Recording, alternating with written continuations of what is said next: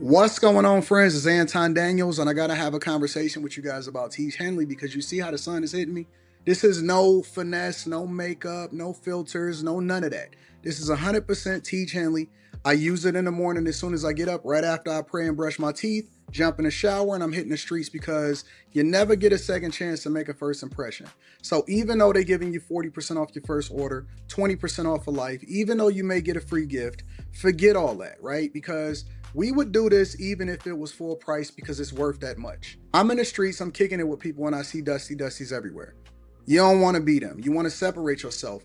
And the way that you separate yourself is self care. Ladies get it for the fellas. Fellas don't wait for the ladies to get it for you. I'm about to hit the streets right now and I'm feeling confident. I'm feeling great. I mean, I already got confidence, but to have that extra boost of confidence, knowing that you've taken care of yourself and you set yourself apart from all of the rest of the sheep that's walking around making bad decisions on a daily basis. And it's reflected in their actions. It's reflected in the products that they use. It's reflected in the people that they follow. And so if you're trying to level up, if you're trying to make sure that you look good, they're going to send you the pack. They're going to give you all of the instructions on how you're supposed to use it. Then make sure you get your Teach Henley. Again, 40% off your first order, 20% off for life. Get your free gift. Make sure you tap in with your boy Anton Daniels because Unc is never going to lead you wrong. I would never have you use a product that I don't use myself. Again, they've been rocking with me for a long time. Make sure you get your Teach Henley. I love you. I appreciate you. I'm going to holler at you guys later.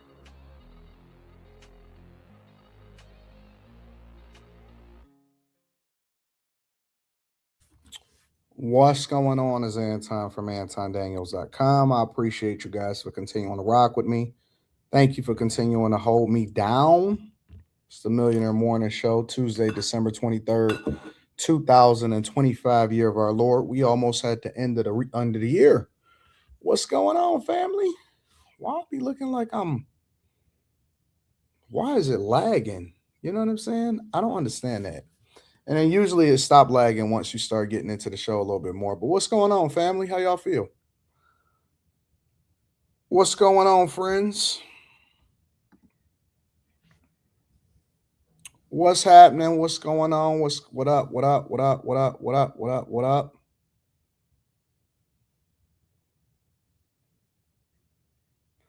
The camera light got me looking pale. I don't even know what that means. But I know one thing. I love y'all. I appreciate y'all. It is 2 days before Christmas. 2 days before Christmas. Y'all cooling, y'all chilling, y'all slow motion. I don't know, man. I'm just in a mood. I'm in the mood right now. I'm in the mood right now. What's up, y'all? How y'all feeling?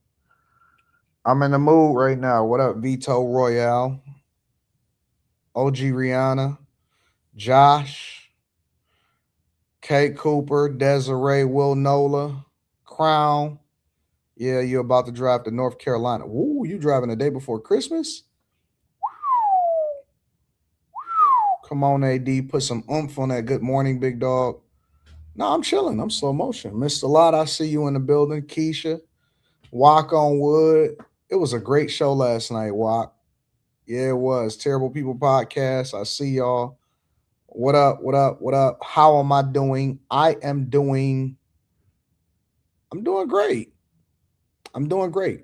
I I'm in this space. I'm in this mood where I'm almost like only y'all have heard this 1,000 times. Only thing I feel like doing is working right now. The only thing I feel like doing is working right now. I don't really care about nothing else right now. Like that's just my go-to. My default is work. That's all I want to do. I just want to lock in. I got a flight tonight, so I'm gonna be on after hours. We got after hours tonight, but I'm gonna be doing it from the airport. And I just want to lock in, man. I just want to work and I just want to lock in. That's all I want to do. I just want to work out and work out and work out and work. I am ready to go back to the crib though. Somebody said, let me read this super chat. It says, Morning Anton, are you still in La Jolla? I've been here for 3 years. Hope you like it so far. Yeah, Quentin Tarantino. I love it here. I'm not in La Jolla. I'm in San Diego though. So I moved around a little bit because I wanted to see what was happening. So I've been here since Saturday. Yeah, something like Saturday. You know what I'm saying? I've been over in the gas lamp district. And so I've been seeing and exploring and moving around. And I went and seen some of y'all neighborhoods and some of the other places, the high end, the low end, all of that. So I've been moving around. I like it here. But I'm gonna just be honest with you. Like I miss Detroit. Once I'm in a place for like a week or more, I start missing Detroit because I just miss the culture. I don't miss the weather, but I miss the culture. You know what I'm saying? So I like it. I think that San Diego is gonna be my new spot. Biloxi is a spot for me. San Diego is a spot for me. I like DC in the summertime. DC is cool. Um, Everybody know I love Vegas. I'm gonna be back out here in Los Angeles in a little bit, probably in a week or two. So blessings, handsome Anton. How are you? I'm just feeling like working, Trop. Trop. I'm feeling like a workaholic right now. Don't worry about being late to after hours. I'm not gonna be late. I'm gonna be here. I'm gonna be there. Detroit was super dope when I pulled up for the meetup. Can't wait to go back. Yeah, Detroit is awesome, bro. Detroit is awesome. I'm gonna be back out here. I don't know if I'm gonna be back out in San Diego. I'm gonna figure it out. But I gotta do some podcasts and some shows in the beginning of January. So I'm gonna be back out here in January and I'm gonna see what's happening. I don't like this choppiness a little bit. On my end, it feel like it's choppy. And it hasn't cleared up yet. But we'll get there. We'll get there. Let me close out some of this stuff real quick and then maybe that'll clear it up.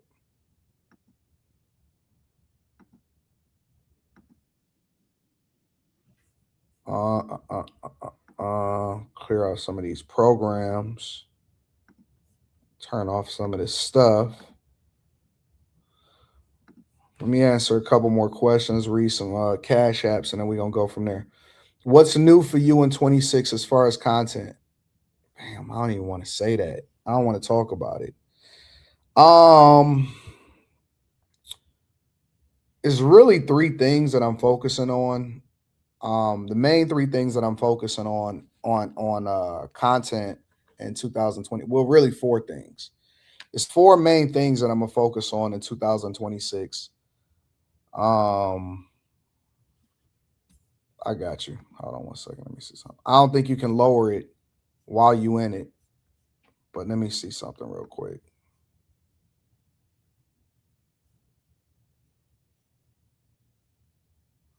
Yeah, I don't think you can lower it.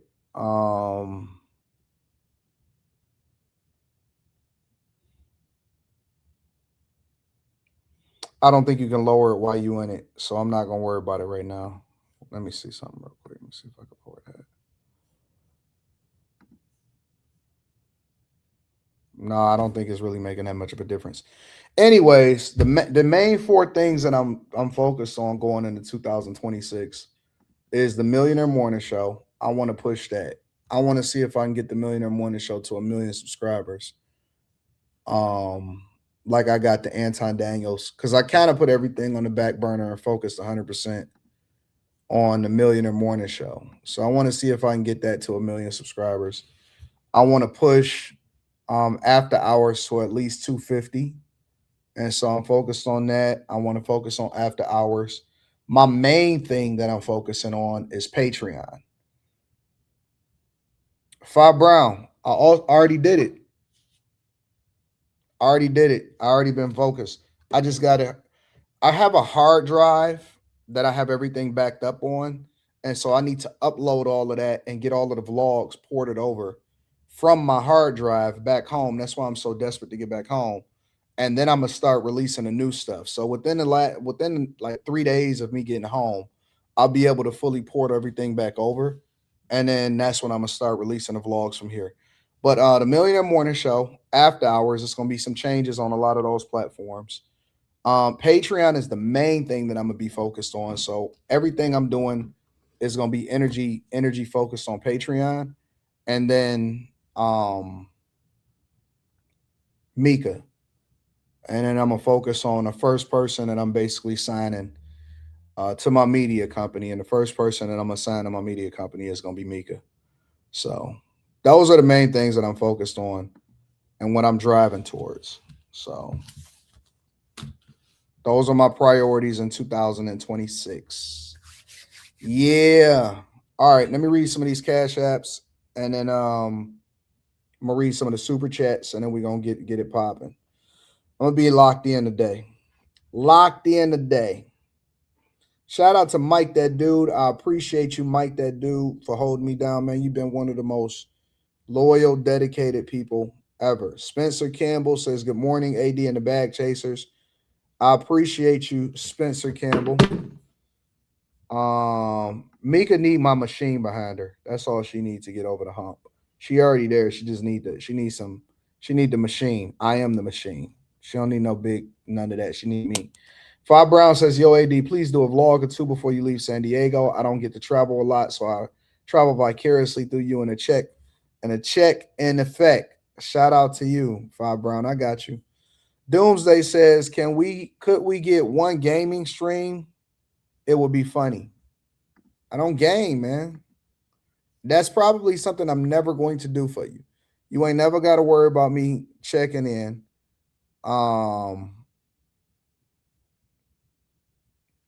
You ain't never got to worry about that. I'm not on that.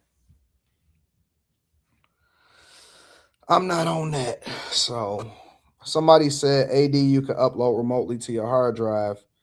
Ugreen storage is in your cloud. Yeah, I know. I got everything backed up on the cloud also, but I don't want to pull and then upload on hotel Wi-Fi.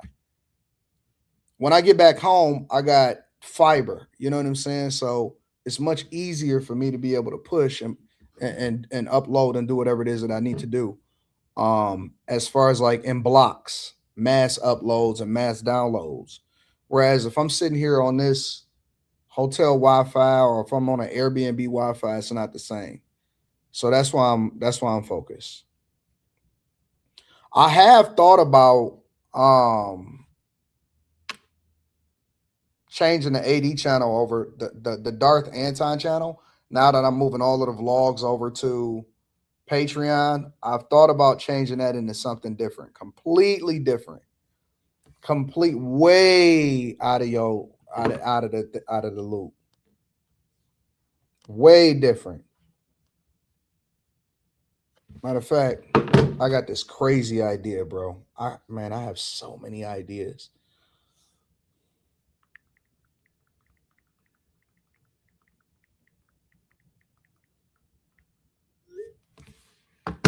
Chris Cunningham says, AD, I want to give you your flowers before the year end and say I appreciate the nonstop game you give on here and the Patreon. Your drive and tenacity definitely inspired me and made me a better person. Yeah. Shout out to you, Chris Cunningham. I appreciate you for the flowers. But anyways, welcome to the show. Let's go ahead and get started because we got a lot to cover and we got a lot to do. We got a lot to do today. All right. Nope, none of y'all guessed it. I don't know if I'm going to do it, so I'm not even going to announce it, but none of y'all guessed it. Hey, Anton, have you heard about the Call of Duty co-founder that got into a car crash? Yeah, I did hear about that. Y'all want to start with that? All right, let's get into it. Make sure y'all hit a like for the algorithm, subscribe to the channel, and turn on your notifications. Across the gaming community, a man who helped shape modern video games and influenced an entire generation is gone. Vince Zampella, the legendary co-creator of Call of Duty, killed in a deadly crash on a mountain highway in LA County. Fox 11's Matthew Seedorf live tonight with the update. Matthew. Well, Christine, this man impacted millions of people all over the world. One of two people killed in this crash. Holy. New intense video obtained exclusively by Fox 11 moments after a deadly Ferrari crash. Oh my God! What the? The single car collision claiming 2 lives, including video game pioneer 55-year-old Vince Zampella. The California Highway Patrol says they're actively reviewing witness video like this as they investigate what exactly caused the car to lose control Sunday afternoon on Angeles Crest Highway, a windy mountainous stretch of road in rural LA County, popular with drivers and motorcyclists, but notorious for serious, sometimes fatal crashes. Just awful, as a well-respected person in the community. Zampella, a foundational figure in modern gaming. New extraction point fast. Best known for co-creating the Call of Duty franchise, one of the highest grossing video game series of all time. Also helping build the massively successful Apex Legends universe, played by millions around the world. You never met him, but this person had a huge impact in your life. I hope that whoever came across his games, his family, the community, I hope, they're all right and they grieve how they need to. Zampella leaves behind 3 kids, the oldest just 26 years old. Reporting live tonight, Matthew Seedorf, Fox 11 News. Yeah, that's messed up, bro. That's really, really messed up that he chose. Now, in a normal situation, I would always say that, I don't necessarily just go by that. Maybe something else to it. Because you never know with these type of situations or with these type of people and the type of stuff that they into. You know what I'm saying? But obviously, this is a clear-cut case of him living his best life and not being careful about the thing that he got into. And so I know it's going to be a lot of situations where, they try to blame the car, or they're going to try to blame Ferrari. What caused the car to lose control? Human error. Human error caused the car to lose control. This ain't got nothing to do with, the car. It's not Ferrari's fault. It's not none of that. They was out fooling around, and it's unfortunate because you don't want to see anybody lose their life. They was out mooling. No, you're not blocked. You shouldn't be blocked, Billy Ray Valentine. Missed my last few shows, super chats. No, what's wrong? Oh, no, I got your super chat. I'm gonna read it shortly. No, you're not blocked. Absolutely, you're not blocked. But this was them fooling around, and life caught up to them. We like to pedestalize people a lot of times and try to make it seem like they're invincible just because they got a lot of money. God don't see that like that. We just ants. We just ants. That's all we are. I watched this David movie over the weekend because everybody know I do this movie review show with Slimmy and Miss Sanchez on Sunday. And David was, it's an animated series. It's very dope. I would recommend people to go and see it if they have kids, especially if you're a believer. And David was, everybody was scared of this massive giant, and everybody know about David and Goliath. But the animation and the visualization of it made it a lot more entertaining and a lot more interesting, right? And so this giant, and he's just like massive, like he's just towering over people, and he's a super, super, super, super massive dude. And he didn't even look like he wanted to bite David in the animation, right? Because he's like, man, why are y'all wasting my time? Why is this even a thing? Hold on, that's my daughter.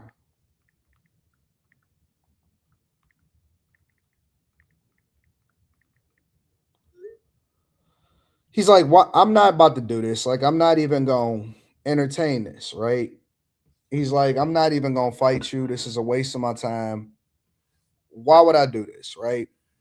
And what inspired him to actually fight David was David said, listen, you're not fighting me, you fighting God. And so when Goliath said, oh, then it pissed him off like, no. I'll beat any God. I'll beat this. I'll beat that, whatever, so on and so forth. And so it kind of gave it motivation behind the fight itself. And so he actually challenged God. And the point where he challenged God and what made the film so dope was that it panned out to look at it from the bird's eye view. And it showed, even with him being a giant, how small he really is, how small we really are in the thick of things, right? 7, 8, 9 billion people on this earth.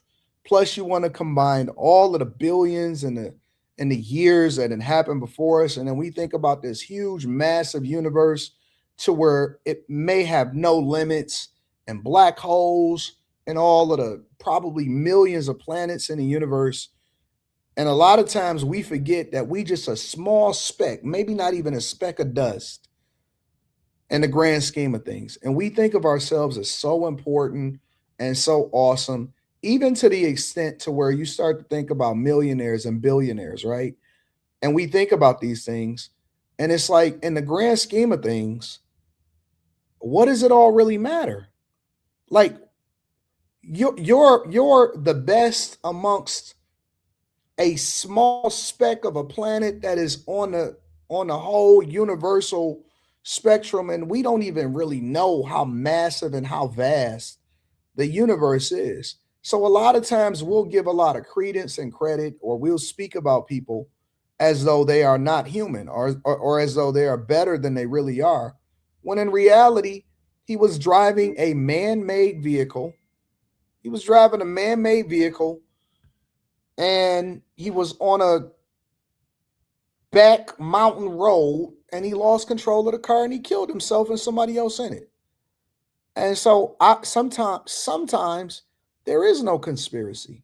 Sometimes there is nothing else to be said about it. He just so happened to be the dude that created Call of Duty and was a part of Apex. He just so happened to be that. And his time was up. And his time was up. We often at times will talk about the end of time, or the end of the world, or the end of days. Bro, your time could be up tomorrow. Your end of days, you ain't got to worry about revelations. Your revelations may be tomorrow. That's why it says, live every day as though it's your last. Leave nothing to chance, nothing to regret. When you talk about forgiveness, when you're talking about meaning and purpose, a lot of us waste so much time on things that don't matter. And we spend all of our time focusing on stuff that's not adding any value into people's lives. And again, I'm not saying don't be entertained or don't wind down, but when you think about 24 hours a day, 7 days a week, 365 days a year, and then you multiply that, let's just say, for example, you got a lifespan of 80 or 85. It's a lot of time that people spend wasting on nothing.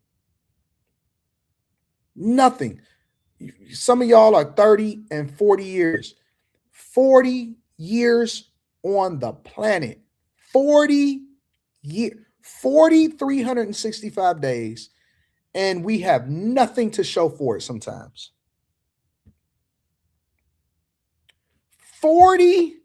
365 days, and people don't be having no progress, no motion.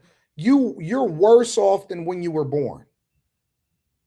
You're behind than when you were born. And I'll be thinking to myself sometimes, and when situations like this happen, I put it in perspective. I really do put it in perspective. And so it's like, we have a finite amount of time on this earth. We have a finite amount of time on this earth. And it's like, lately I've been pondering, like, what is the meaning of life? What is the meaning of anything, right? Why do we do what we do? And that's why I spend a lot of time by myself, because I contemplate, I think, I talk. I have to sit with my thoughts, and then I work, and then I sit with my thoughts and I work. And that's the thing that guides me. And I spend a lot of time, my downtime, talking to God and studying the word of God and all of that, because I'm hungry. I'm hungry for knowledge. I'm hungry for insight. More importantly, I'm hungry for understanding as to what the meaning of all of this is. And again, I think that a lot of people just take it for granted. I was having a conversation the other day, and I was talking about ownership, and I think we was talking about the weekend, and I went back and I looked at a lot of comments, because I was seeing a lot of notifications about the video where I was talking about the weekend selling his calendar his catalog for $1 billion, right? And the majority of the people that watched the clip didn't watch the live stream but watched the clip, disagreed with me, and they said, but it's $1 billion. It's $1 billion. And I was like, what can you buy with $1 billion that you can't buy with 100 million? You know what I'm saying? Like, in the grand scheme of things, when you get to a certain level and you can live the life that you want, what the fuck do $1 billion mean? What does it even mean? Like, once you get past a certain threshold, it's like, and then what? And that's a poor person's mentality, honestly. He leveraging his catalog while retaining ownership. Cool. God bless him. It's a poor person's mentality, honestly, because it's like people that never had obsess over having way more than they need, which ultimately lead to a level of selfishness when you have more than you'll ever have in your entire life. And it's a level of greed just because the number is bigger, but it doesn't necessarily add any more value. So now you start to think about other things. You start thinking about philanthropy. You start thinking about helping people. You start thinking about the meaning of life. You start thinking about impact. You start thinking about legacy. You start thinking about ownership. And it's like, okay, well, I forego a portion of money to retain ownership because it's meaningful to me and is meaningful to the thing that I've done. Is purpose more important than money once you get to a certain level financially?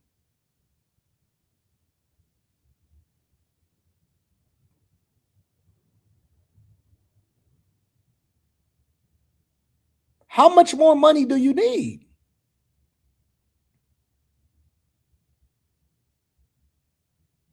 How much more money do you need?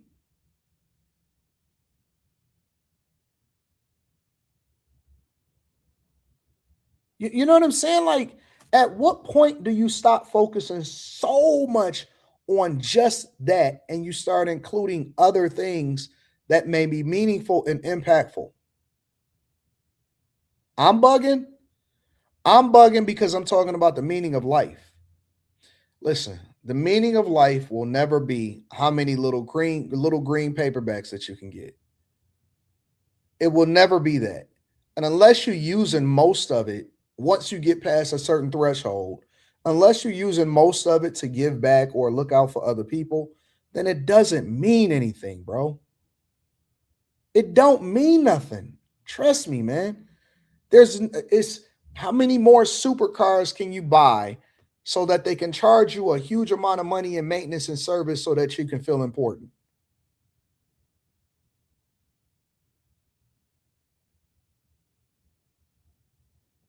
How much more money do you need? How much? How much do you need to where you will be satisfied? And I'm not talking about beyond that. How much do you need for you? Somebody said you can help more people with $1 billion. Man, y'all niggas don't even you won't even give your homeboy a loan. You won't even you're not even gonna get your homie a lawyer. What you talking about? I see y'all saying that you would never help your child's mother. Fuck that bitch. Y'all niggas is lying. You trying to justify the reason why you greedy. You a greedy motherfucker for no reason. You have no interest in helping nobody. You don't look out for nobody. You a selfish motherfucker. Don't sit here and lie to me acting like you really helping and you looking out for people. You ain't looking out for nobody but yourself. You just lying. You lying. You're a liar. You can help out all of these people. Bullshit. Bullshit. Bullshit. You're not philanthropic. You ain't doing nothing for nobody else. Y'all ain't did nothing. Lying. You're lying. People sit here, you walk past people every day. They say, hey man, can you help me out with a little bit of change? Nah, I'm good. You ignore people on the street every fucking day. That's why God said, be faithful in little and then I'll make you ruler over much. You show who you are every day. Well, if I had this, you got more than you'll ever need, or you got more than this person. And it's not going to hurt you or kill you or take anything away from you to look out for this person that reached out to you and said, hey, I need help right now. You a liar. You're lying. All of y'all are lying. You want more money so that you can say, I got more money. That's it. You walk past people every day and you act like, and you don't do shit for nobody. And you know how I know? You know how I know? Because when I show the receipts of me doing something for other people, you say that I'm dumb for it.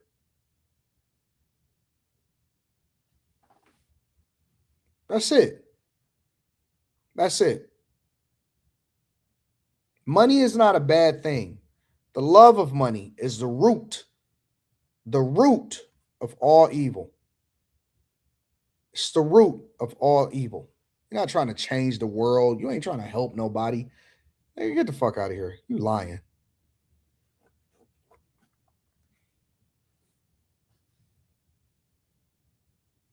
You're a liar.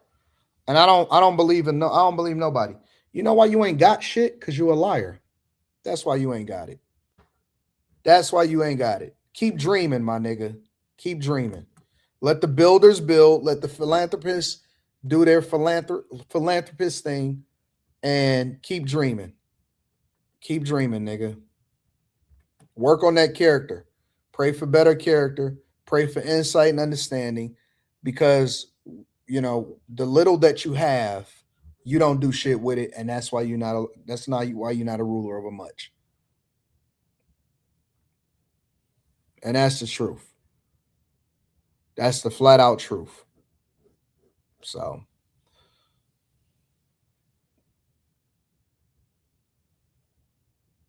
I'm going to keep it 100. I'm going to tell you exactly what I think. I'm going to tell you exactly what. It was his time. It was his time. And I hope he did all the things that he wanted to do when it came to impacting people and impacting the world and having his life together. And, you know, because when it's your time, you don't get a second chance to go out there and say, well, wait a minute, I need to fix some things. Or wait a minute, I need to forgive some people. Or wait a minute, you know, I need to get right with God. It's going to come like a thief in the night. You're not going to know it's there until it's there. Everybody don't get to 85 and say, okay, Lord, can you forgive me for all of the things that I did? That's not how it works. That's not how it works. So it is what it is.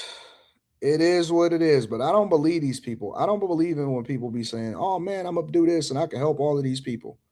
You're a liar. You're a liar.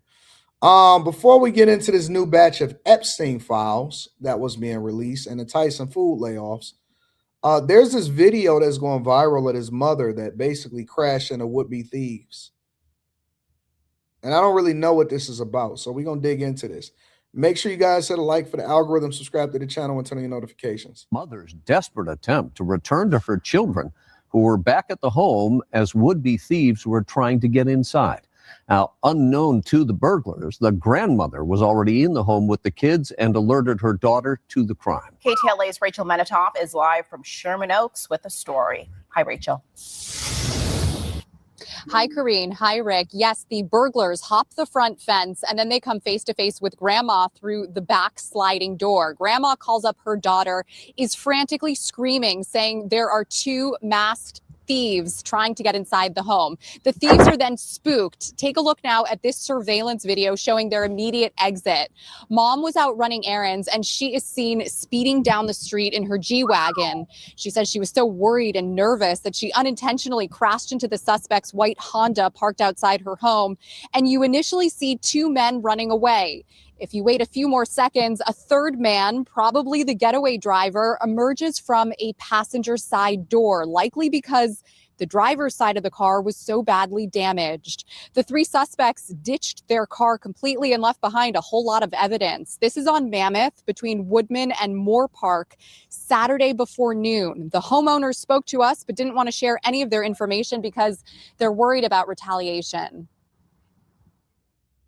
I can go somewhere because I know my mom here, my kids. I can go even in the restaurants with my friends, you know, because it's really scary. You're feeling scared to leave the house. Mm-hmm. If they can catch those guys, I'm 100% sure that it's not the first time. and it can be related for another like 100, 200 robberies. So imagine if they're gonna catch those guys, they're gonna cut a lot of robberies that is gonna happen in future. And this is kind of a unique case. According to the homeowners, the thieves left behind their wallets with their credit cards and driver's license, all kinds of tools to break into the home, and of course the car itself with its license plate. They've obviously handed all of this evidence over to LAPD, which is now investigating, and they're hoping that this is a solid starting point at the very least. So wait a minute. Let me back up for a minute.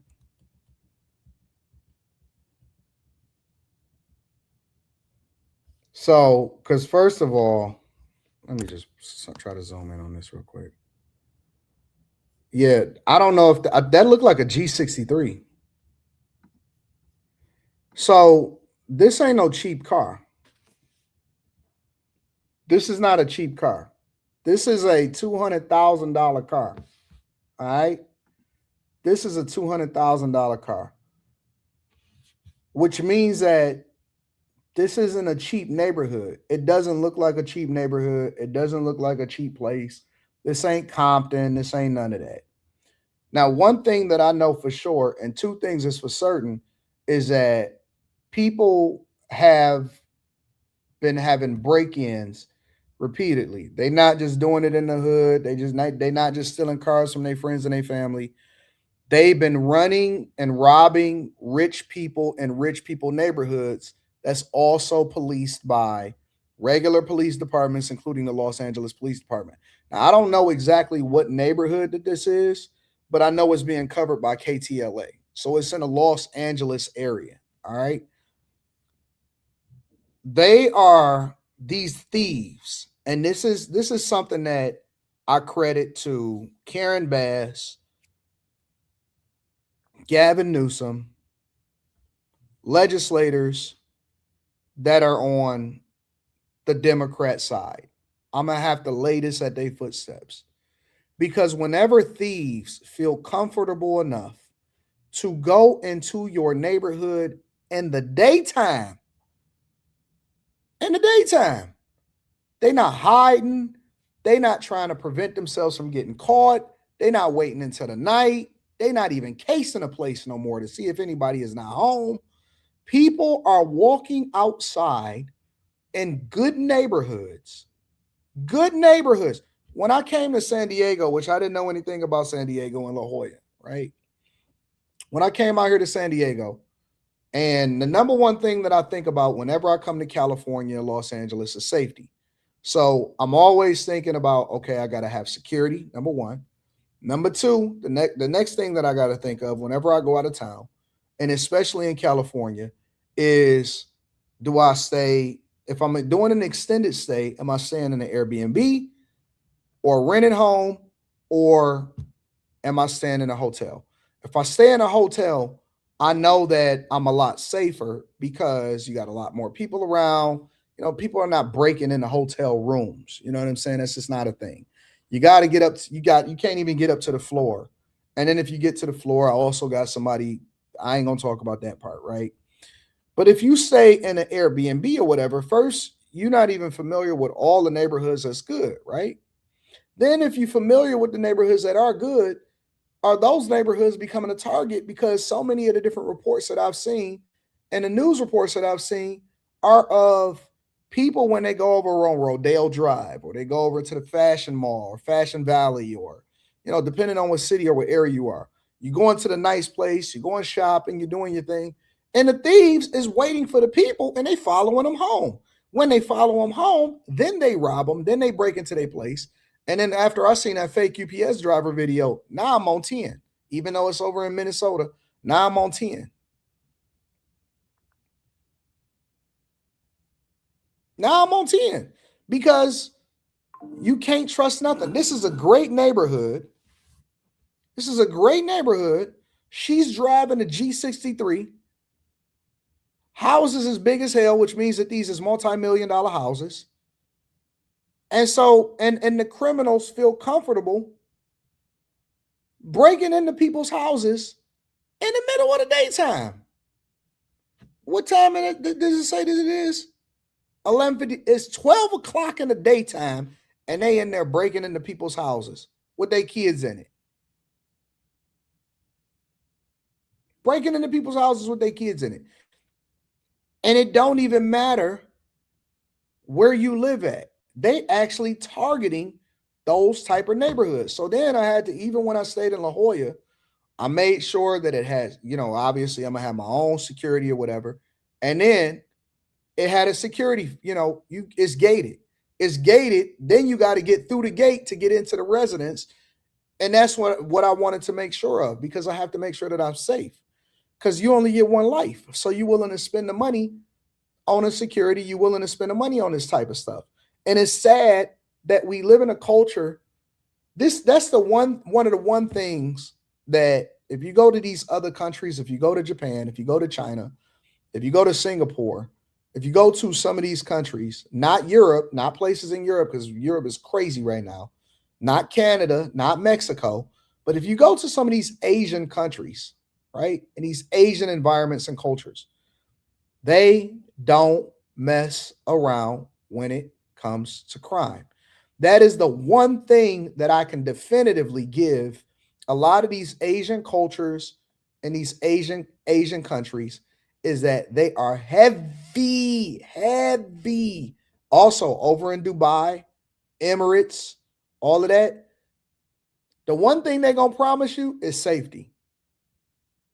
You can leave your wallet on the car or on the ground, and if it ain't in lost and found, then it's going to be right there where you left it.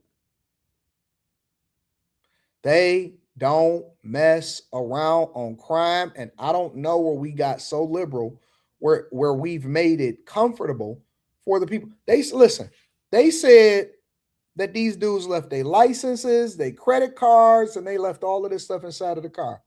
What do you mean the start of an investigation? Them dudes should have already been tracked. You got cameras on every fucking pole. They should have already been tracked down. They should have already been arrested, and they should have already arrested everybody else that was around them until they gave up who it was that was in there breaking up.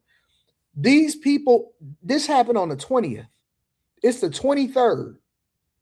By the 21st, everybody should have been arrested. By the 21st, everybody should have been arrested. What do you mean this may be the good start of an investigation?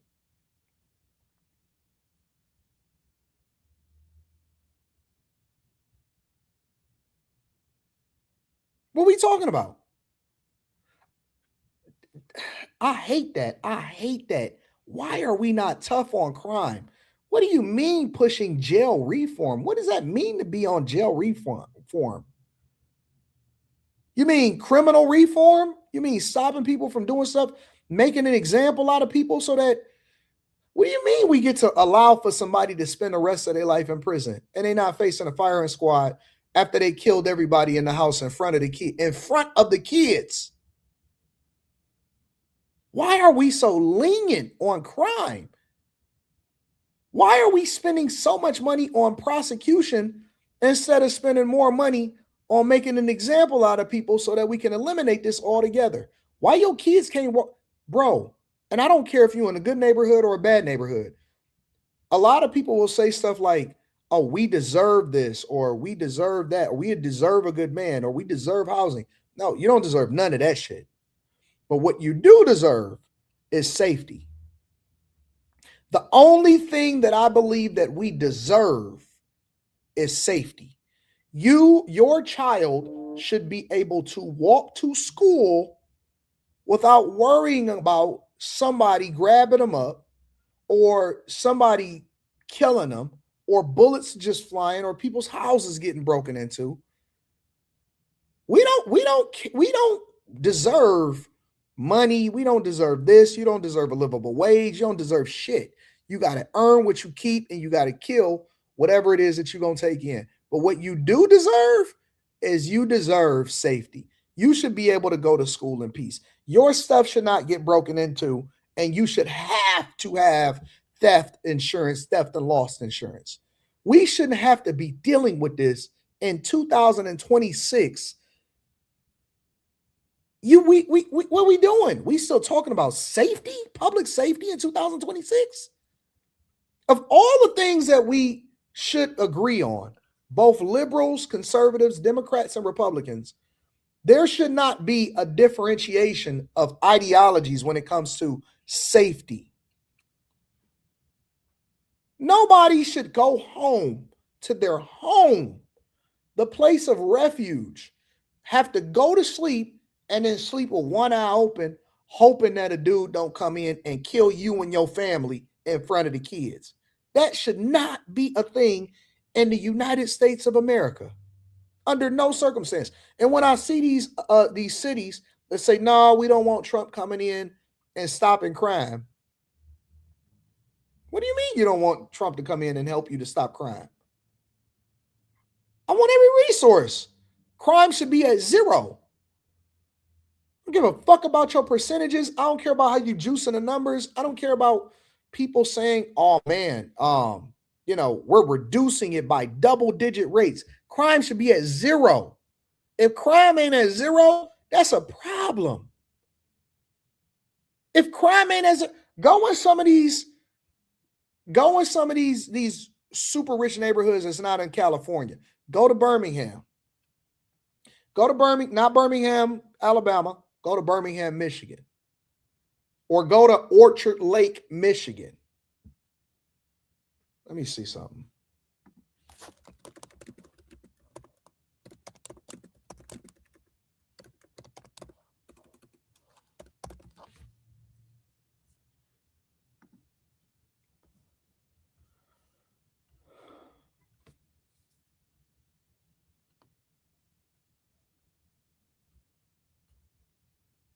Orchard Lake, Michigan, for example. Let me share it with you.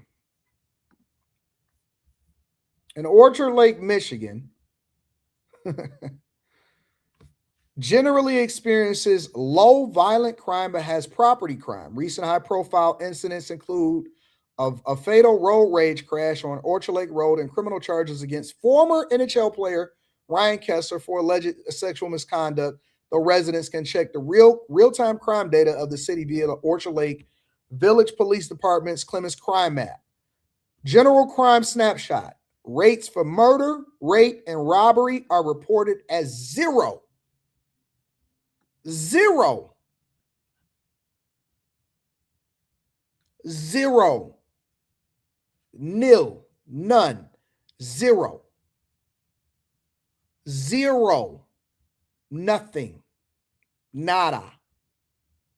If somebody get killed, oh man, they shutting that bitch down. Everything is going down. Police everywhere. Get the state police on the phone. Get everybody on the phone. Somebody going down. Somebody is going down.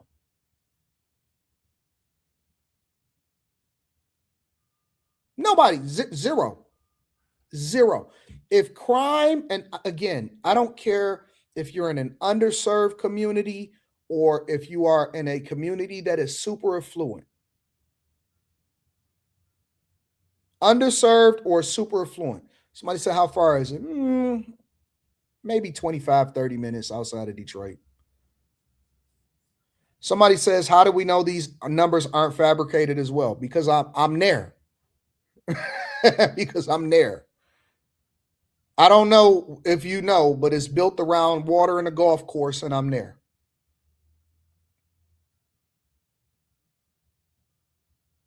Because that's where I'm over at. That's where I keep my family at. Zero. When I looked at, okay, so where do I keep my daughter and my family, and how do I get them over to a certain place? I'm looking for zero. Zero violent crime in real life. Fuck around over there if you want to. Listen, they got a road over there that is a 25-mile-an-hour road. If you go 27 miles an hour, 28 miles an hour, you better have your license, registration, insurance. You better have no warrants, and you better be on your best fucking behavior how you talking to the police over there. They don't mess. Drive through there and do 28. See what happened. Try through there and do 28 miles an hour and see what happened. I dare you.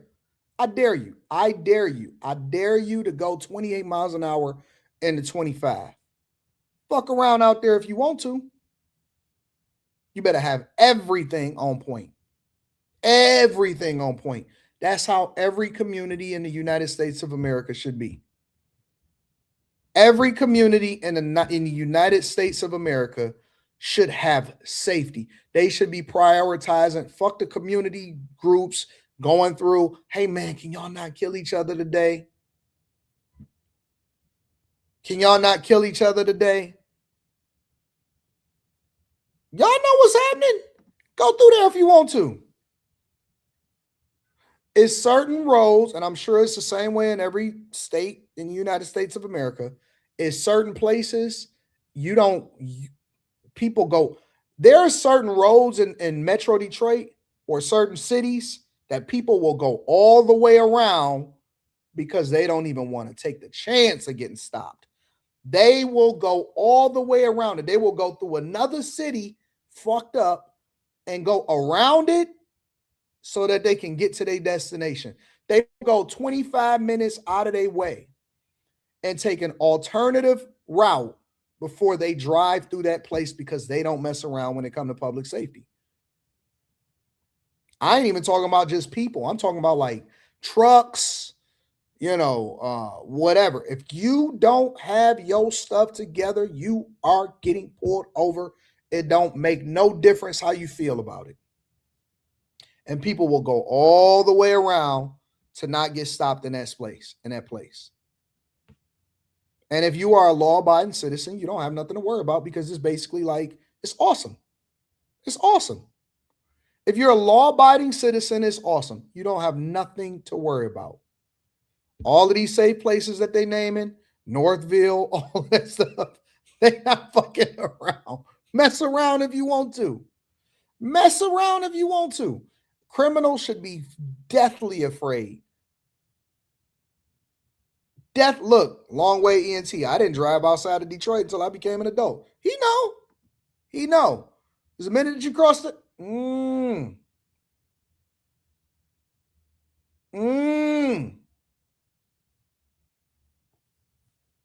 I know I'm lagging a little bit. That's this punk ass internet in here. But it is what it is. I'm gonna be back in the studio tomorrow, so we gonna get it popping. Make sure you guys hit a like for the algorithm, subscribe to the channel, and turn on your notifications. This woman had to crash into the robbers, and they found their stuff, and they talking about hopefully this is the beginning of an investigation. What? Billy Ray, what up? Billy Ray says, happy holidays, AD. Missed y'all so much. Cheers to a healthy, prosperous 26 bag chasers is up. Make sure y'all tap into the Patreon. Link is in the description as well as pinned to the top of the chat. No Lames TV says, you changed my life this year. Thanks, bro. Hashtag to the chasers. Shout out to No Lames. I'm so glad that y'all had a great year. I had an incredible year too. Doomsday says, AD, speaking about the universe, how do you feel about all the UFO and UAP whistleblowers coming out? And do you think the UAPs are angels or demons? I just think that this universe is massive. And for us to assume that we're alone is insane. I sold my family heirlooms to buy Thanksgiving food for oh, you so sweet. And bought Christmas gifts for 4 kids who are less fortunate. I'm not lying. I have receipts like you always. But shout out to my girl, Tropical Empress. Shout out to Trop. Shout out to Trop.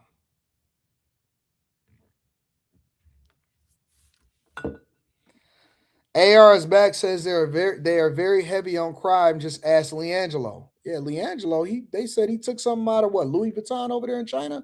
They was trying to have that boy locked up for years.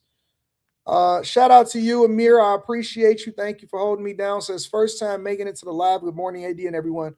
Where can I see how to budget and where to put my money and make it grow? Patreon. Go to Patreon and I'm grouping all of the videos together. So I'm working before the new year to basically get it restructured so that we just gonna have a smooth 26 with so much content and so much information inside of the Patreon. Go to the budget like a business video. The budget like a business video will help you significantly. Shout out to you. In the Patreon. Queen Bird says crime pays. Crime provides a lot of job security. Without the crime, You don't need a lot of judges, DAs, PDs, sheriffs, and court clerks, bail bondsmen, etc. Yeah, and then you'll be able to allocate it to things that actually matter. And we can lower our taxes. B Hunter, shout out to B Hunter. AR is back, says Oak Park boys caught me slipping the other day. Go head over there and see what happened. Anton, is there any way I could book a coaching call? I need some advice, OG. Yeah, I put it on the Patreon how things was going to be changing and what I'm going to be doing with the coaching calls. Top of 26. I think starting this weekend and emails, I'll be starting to take coaching calls. So I'm gonna start booking coaching calls for the beginning of the year, starting in the beginning of the year. All right. Make sure y'all tap into the Patreon. Link is in the description as well as pinned to the top of the chat. All right. So we seen those two. Call of Duty. The mother crashed into the people. I don't know anything about these new batch of Epstein files, but we can dig into it for a little bit. Oh, wait. Let's go into Georgia. I heard some Georgia inmates escaped. Have y'all heard about that? Kind of like Louisiana. Welcome back into Live Now from Fox. I'm Shauna Kalafi. In Georgia, officials are searching for 3 inmates who escaped from a jail in DeKalb County this morning, one of whom they describe as extremely dangerous. And we have Fox 5 Atlanta's Rob DiRienzo. He is live in DeKalb County with the latest on the search for these escaped inmates. Rob. Hey there, Shauna. Good evening to you. That is right. A very critical search is underway here in DeKalb County, Georgia, to locate these 3 inmates, one of whom, as you mentioned, was charged with murder and rape. A very serious situation, but all things considered, outside of the jail, everything has seemed to be business as usual. But law enforcement is up against the clock to try to track these inmates down. Every minute that passes after their escape decreases the likelihood of them getting caught. U.S. Marshals have joined the manhunt for 3 inmates who escaped the DeKalb County jail. Guards say they realized the men were gone during a security check. Yeah, these niggas is dangerous as hell. I would assume that Stevenson Charles, anytime I see a person with a last name as their first name and a first name as their last name, I'm very critical of it. 100%.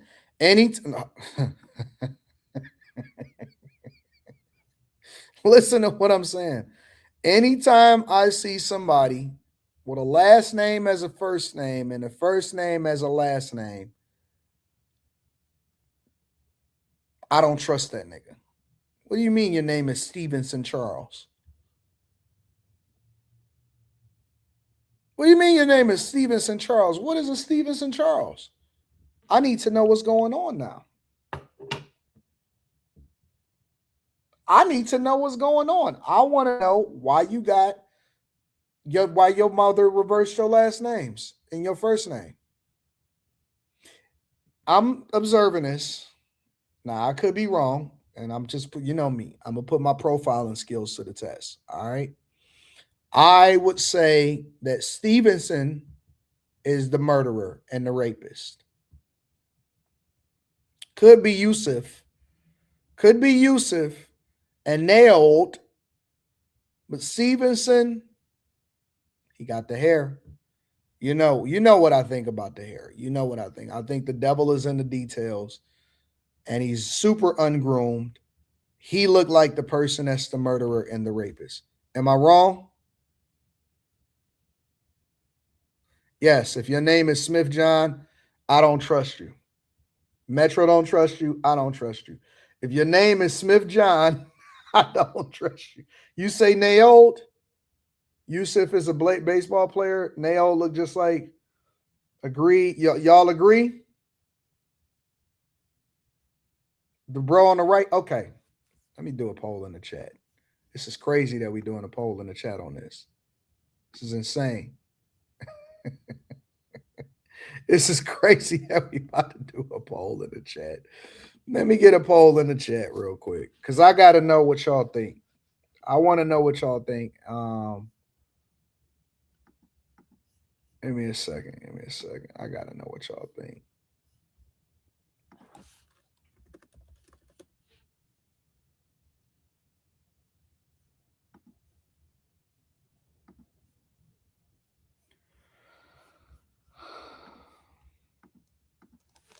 Which one is the murderer and rapist?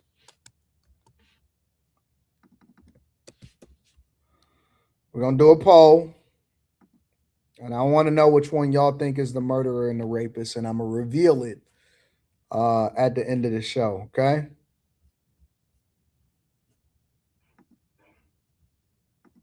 And no cheating. Y'all don't go ahead and look ahead of time either. Stevenson.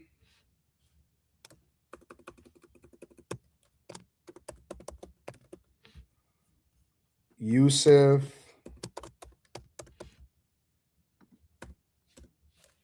And what's the other guy's name? Nailed. All right. I want y'all to authentically give me y'all thoughts on which one y'all think is the rapist or the murderer. Add option. Nailed.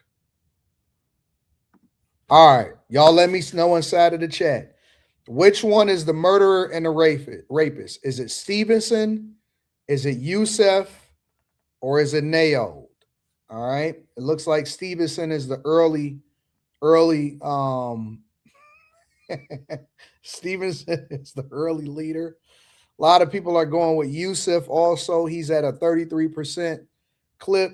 For some reason, we're Nailed is pulling in last place.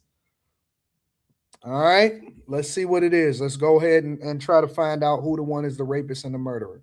Early Monday morning. It would be inconceivable to think that 3 inmates just walked down this giant road for very long wearing jail clothes. Listen. weren't Let me picked tell you up. why we're doing this. Because we have to learn how to start profiling effectively. I want y'all to be safe. I don't want y'all out here dealing with rapists and murderers. This is also like a school exercise, right? We have to test our FBI profiling skills because I also want the ladies to know who not to get into a relationship with. You need to be able to identify the clues, the red flags. And I don't want y'all out here saying, I didn't know that a rapist and a murderer was getting me pregnant or that he was down low.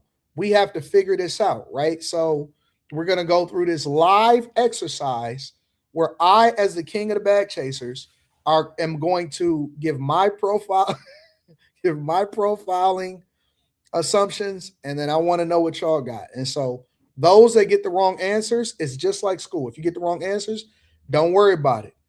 The good teachers used to say, okay, erase it, change your answer, because I still want you to learn. All right. So we're going to figure out who the profiler is. So I've got some Meanwhile, this guy right here, suspect. This guy on my screen, I didn't even pay attention to it. I don't know who he is. I'm not sure what he's saying. This guy looks like a suspect to me. What type of suspect? I'm not going to tell you what type of suspect he looked like. Anytime I see a white man with thinning hair, 2 chins, and pink red glasses, that circle, suspect.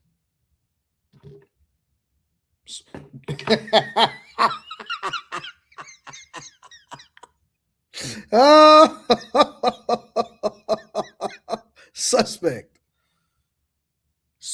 And I'm not saying that that's what it is. I'm saying suspect. Yes. Good job, chat. We are going through this exercise beautifully.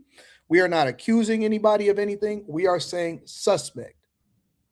I don't trust men that look like this. That's just my honest to God truth. I don't trust men that do this like this.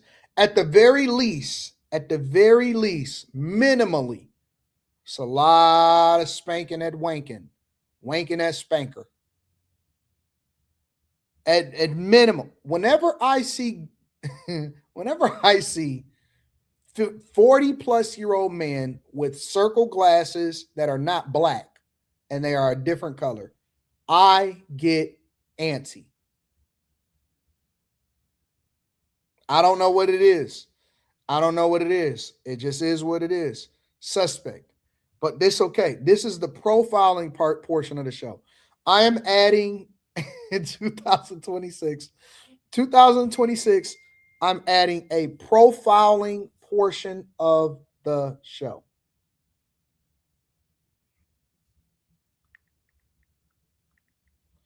2026, I'm adding a profiling portion of the show. We're going to profile people, and we're going to criticize, and we're going to assume. We're going to do it all. We're going to do it to white people, black people, older people, young people, and we're going to make assumptions of who they are, and then we're going to reveal later.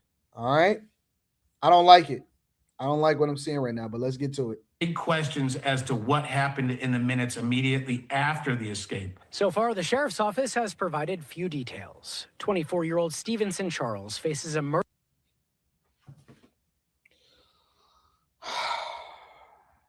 Anybody, let me see how many people. Don't change your answers now. Don't change your answers. Let me see. 50%. No, I see a lot of people changing their answers now. Don't change your answers. Don't change your answers. More than 50%, not a chat, want to move all fast. I told you, profiling works. People try to act like it doesn't, but it does. Profiling works. I said, who's the one that's the murderer and the rapist? I assumed it was Stevenson. The chat assumed it was Stevenson. 34% said it was Yusuf. 14% said that it was Nayad. Whoever says Stevenson, congratulations, you passed with flying colors. Whoever says Stevenson, listen, this is what I keep telling y'all. This is what I keep telling y'all. Y'all keep acting like profiling doesn't work. Profiling works. Profiling is a safety mechanism.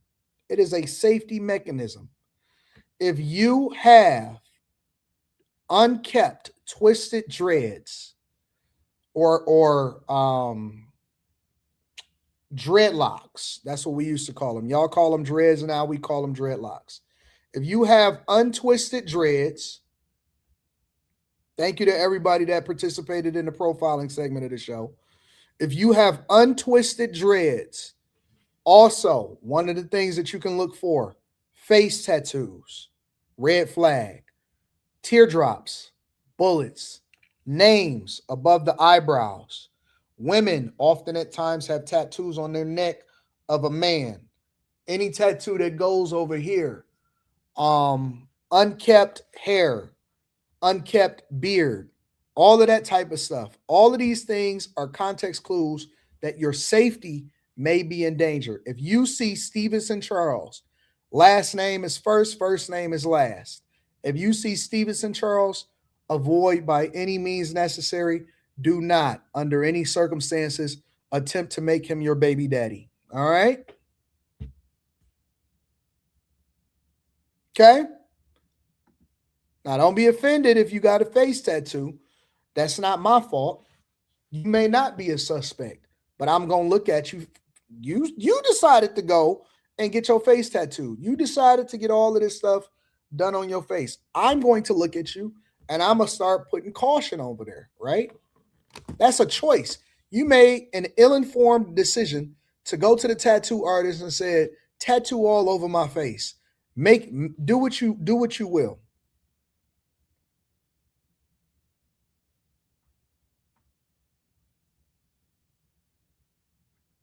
That's what you said. You did that. I didn't do that. You did that. You did that. I didn't do it. You did it. Murder and armed robbery charge. Federal agents say he was set to serve a life sentence with a long rap sheet, including the rape of a child under 10. Marshals called him extremely large. Federal agents say he was set to serve a life sentence with a long rap sheet, including the rape of a child under 10. Life sentence with a long rap sheet, including the rape of a child under 10. That is the most diabolical thing that I've ever heard. I didn't know that next thing was coming. Can I ask y'all a question? Because there's a lot of y'all that ain't been caught yet. It's a lot of y'all that ain't been caught yet. Let's put this on hold for a second. Well, I'll address it after this. Marshals called him extremely dangerous and have vowed he will never find peace. Also wanted 31-year-old Yusuf Minor, who was incarcerated. Yep, that sounds about right. Yusuf, look now, wait a minute. I want to help y'all to understand something. So look at what I said. Let's look at Yusuf. Yusuf has a textbook mustache and tattoos on his neck. Yusuf was set to be a future crackhead of America. He's one step away. How can I tell? It's the mustache. It's low, and then it goes like this, but it doesn't connect. All right. Now, that alone is not something to disqualify you, because some guys just have problems with facial hair and the connecting of the facial hair. But it's this that give it away. It's all it is. It's all it is. All it is. Any nigga that's getting a Adam's apple tattooed is a suspect. Any man that gets his Adam's apple tattooed is a suspect. Ladies, fellas, don't go hanging out with people, or if they are reformed or if they changed, question the legitimacy and the mindset of a person that says, hey man, I'm gonna lay right here and I want you to put needles on my neck every time. I'm giving you the context clues. Yusuf is a robber, okay? Charged with 2 counts of possession of a firearm during the commission of a felony. He's an armed robber, 31 years old, going on 47. Looks every bit, this man has lived the life of a 47-year-old. He's 31. How many people have you seen that is 31 years old, look every bit of 50?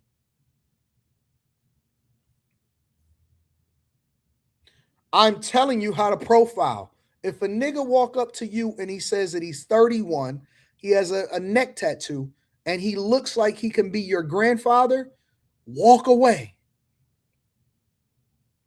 Walk away. 31 going on 49.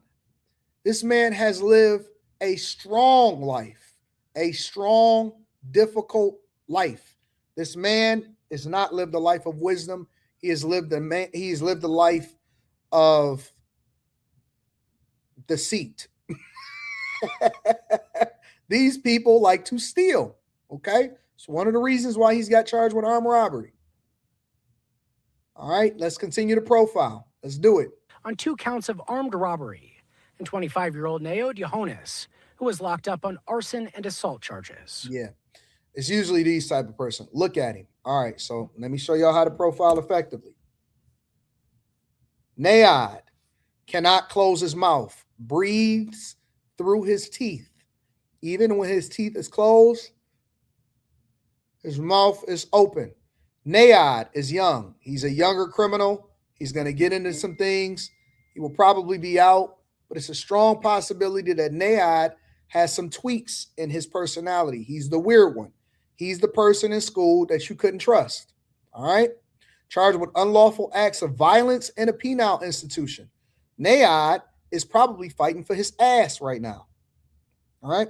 He's been in a penal institution, 25 years old, simple assault, and he was charged with arson.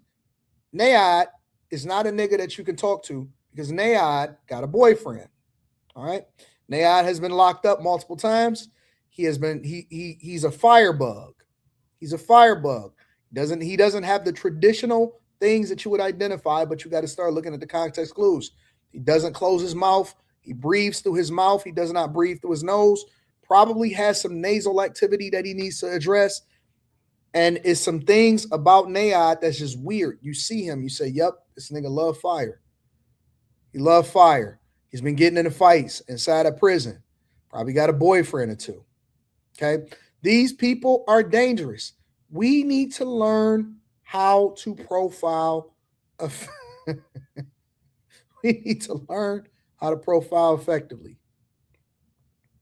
He does. He looks like he always says, huh?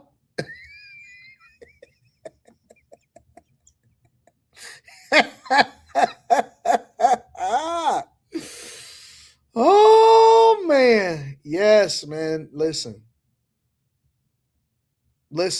I'm trying to tell you.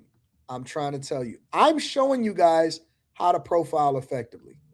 If 3 can escape, then who knows who else can escape? There are Zesty. Since we're going to go with the profile. And assault charges. If I'm always skeptical of a man with a bull nose ring barrettes, bullnose ring, barrettes, and he has a starfish for his earrings. And he has 2 earrings. One of them is a starfish, and he has a bonnet on. He has a do-rag on. Zesty, immediately. Listen, we need to start calling a spade a spade. Black men, get yourselves together. Black men, get yourselves together. All right, I get there. 3 can escape, then who knows who else can escape? There are Scary countless holes in and jail zesty. windows. Scary and zesty. That man fights. He throws hands open-handed.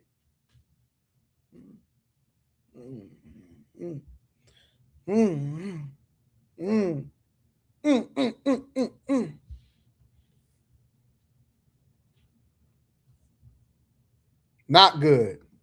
3 can escape, then Lack of a father in the home. Look at him. Look at him.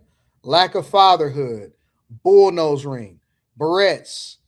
And this dude has the connected AirPods. The connected headphone sets. He don't have the AirPods. I don't like it. I don't like it. I don't like it. Zesty. Zest monster. All day long. No beard. Barely a mustache. Sideburns. I don't like it. I don't like it. Single mother raised. Facts. No father in his life. Facts. He's in Atlanta. That's another red flag. No masculinity. And you in Atlanta. And you got barrettes. And you got a bullnose ring. No. who knows who else can escape? There are countless holes in jail windows, including this large one on the top floor, but it's not clear how they got out. Does it make you nervous at all? Kind of, because I jog around here, so it's concerning. I feel like something might happen to me. Nothing's going to happen to you, sir. Nothing is going to happen to you that you don't want to happen to you, sir. I promise you, you are safe. You are safe in Atlanta. These are three gentlemen who are facing very stiff prosecutions and have very little to lose. Atlanta-based criminal defense attorney Joshua Schiffer says at this moment in this search, every second counts. Within 24 hours, you could be across the country or even outside the United States. So a lot of it's going to depend on exactly what pathways were available to these escapees. I don't think I'll cut my jog short, but I definitely think that I'll carry something on me from now on. All right, so what is the conclusion? What did we learn today, class? Class, what did we learn today when it came to escaped inmates in Georgia and profiling effectively? In conclusion, we learned how to better identify criminals, how to identify zestiness, how to also avoid getting pregnant ladies by men that's on the down low, and then more importantly, the red flags, the immediate red flags from bad life decisions from men that should not be in your lives. Okay? Make sure you hit a like for the algorithm, subscribe to the channel, and turn on your notifications. I'm glad that we can do that segment. How y'all like the profiling segment of the show? I'm going to have different segments of the show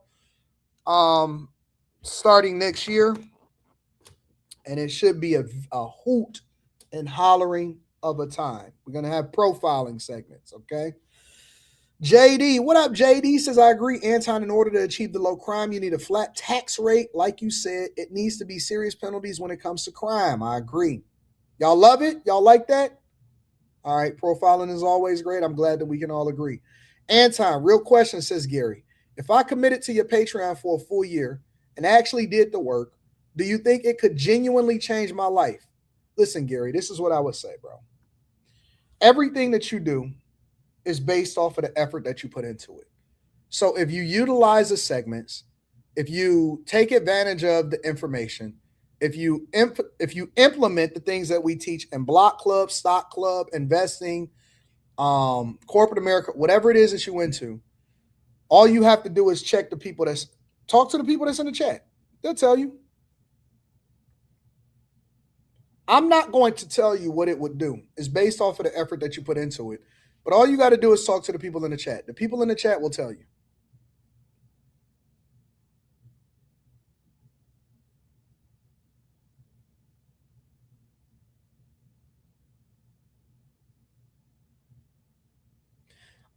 If you're skeptical, don't commit for a year. If you're skeptical, do not commit for a year. Spend the $14. Don't do it for a year. Just do the 14.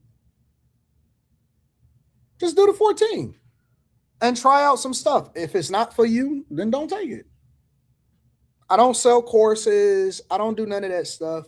It's all based off of the work that you put in. But the Patreon, what you got to understand, what people don't understand is that my Patreon is more than just the lessons. It's more than the live streams. It's more than the mastermind sessions. It's more than the information. We a community. We're a community, honestly. We meet up in person. I can't wait to reveal y'all. I'm going to reveal to y'all all of the dates and where we meeting up. We meet up in person. We own a Discord. We hire each other. We do the work. We live stream. I show you the receipts. And then I explain to you exactly what you need to do in your situation because everything is on a case-by-case basis. So it's up to you. There is no magic pill.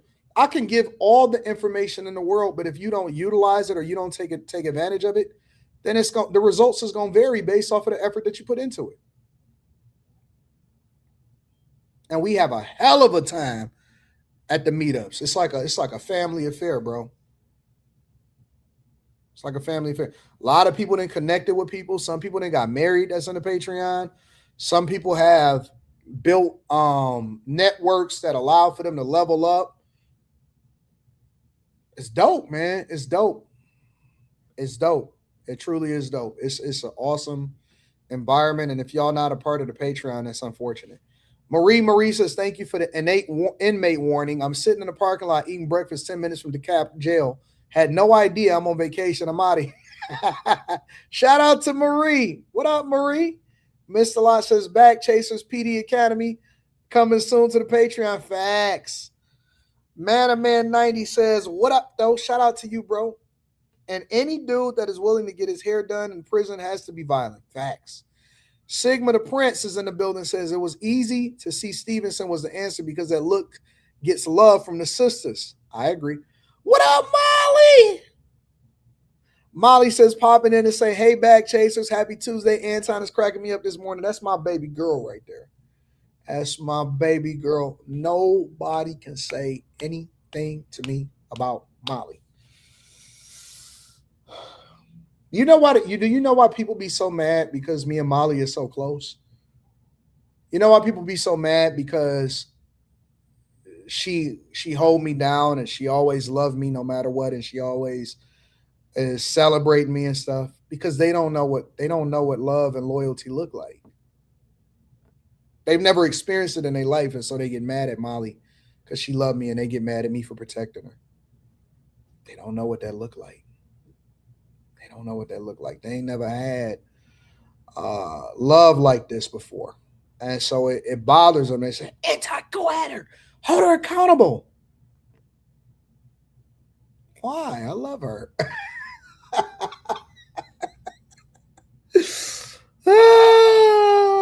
They don't know what that looks like.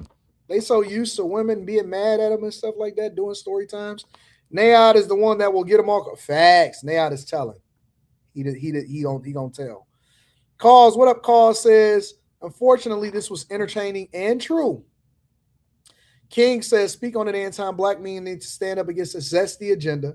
Fuck whatever shame that they try to throw at us. We standing 10 toes down. The Millionaire Profile Show says, Craig. What up, Craig? Coach Chris says, hey, AD, can you tell the difference in a man and a woman? Can you tell the difference in a man or a woman who can be reformed and those who are too far gone? If so, what are the telltale signs? All right. First of all, let me say that I'm going to answer this in depth. All right. I'm going to take 10 minutes and I'm going to give you this one. First of all, the first sign is how old they are. Okay. Because it's much more difficult to convince a person that is older that they need to make adjustments. Some people, the older you get, the more hardened your heart is and the more stuck in your ways. Sometimes they want to change, but they are too uncomfortable to step outside of their comfort zone. And so they just continue to go with the thing that makes them feel good. Sometimes they're so used to doing what they have to do. And here's the thing about changing. Here's the thing about being intentional about change. Sometimes when you get older, you get all of the information, you don't use it, and it takes a revelation. It's not anything that anybody could say. It's something that God got to take you through in order for you to change. It's not anything that you can say to them. It's something that God has to reveal for them to change. They have to suffer very hard. They gotta go down in the dumps. And that's just the way that it is, right?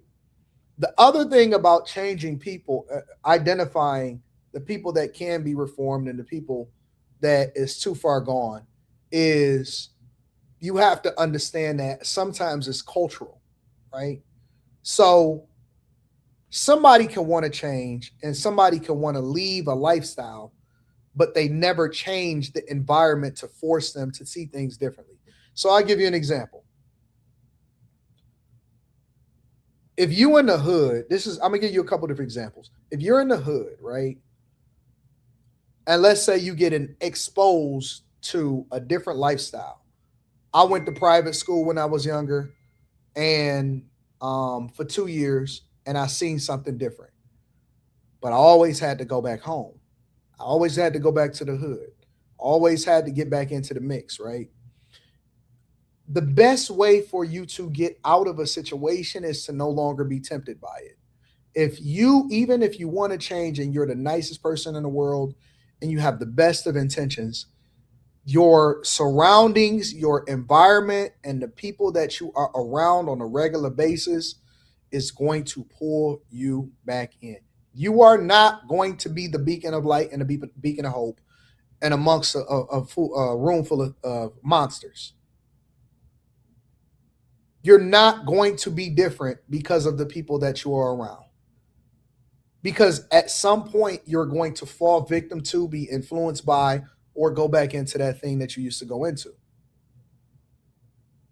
It's just the facts. It's just the way that it is. You can't take a person that is addicted to gambling and have them sit in the casino and stand around and think that they're not eventually going to throw some money on the table. They can't. It is what it is. It's the environment. It's the thing that's being promoted. You can't take a dude that's used to being around a bunch of chicks and being promiscuous all the time and sit him in a room full of groupies and think that he's not going to get his dick sucked. He's going to get some head 100% of the time. You can't take a woman that is used to doing a certain type of thing around the men that she's addicted to or the men that she can't leave alone and think that she's not going to throw it back for a real one. She 100% is going to throw it back for a real one.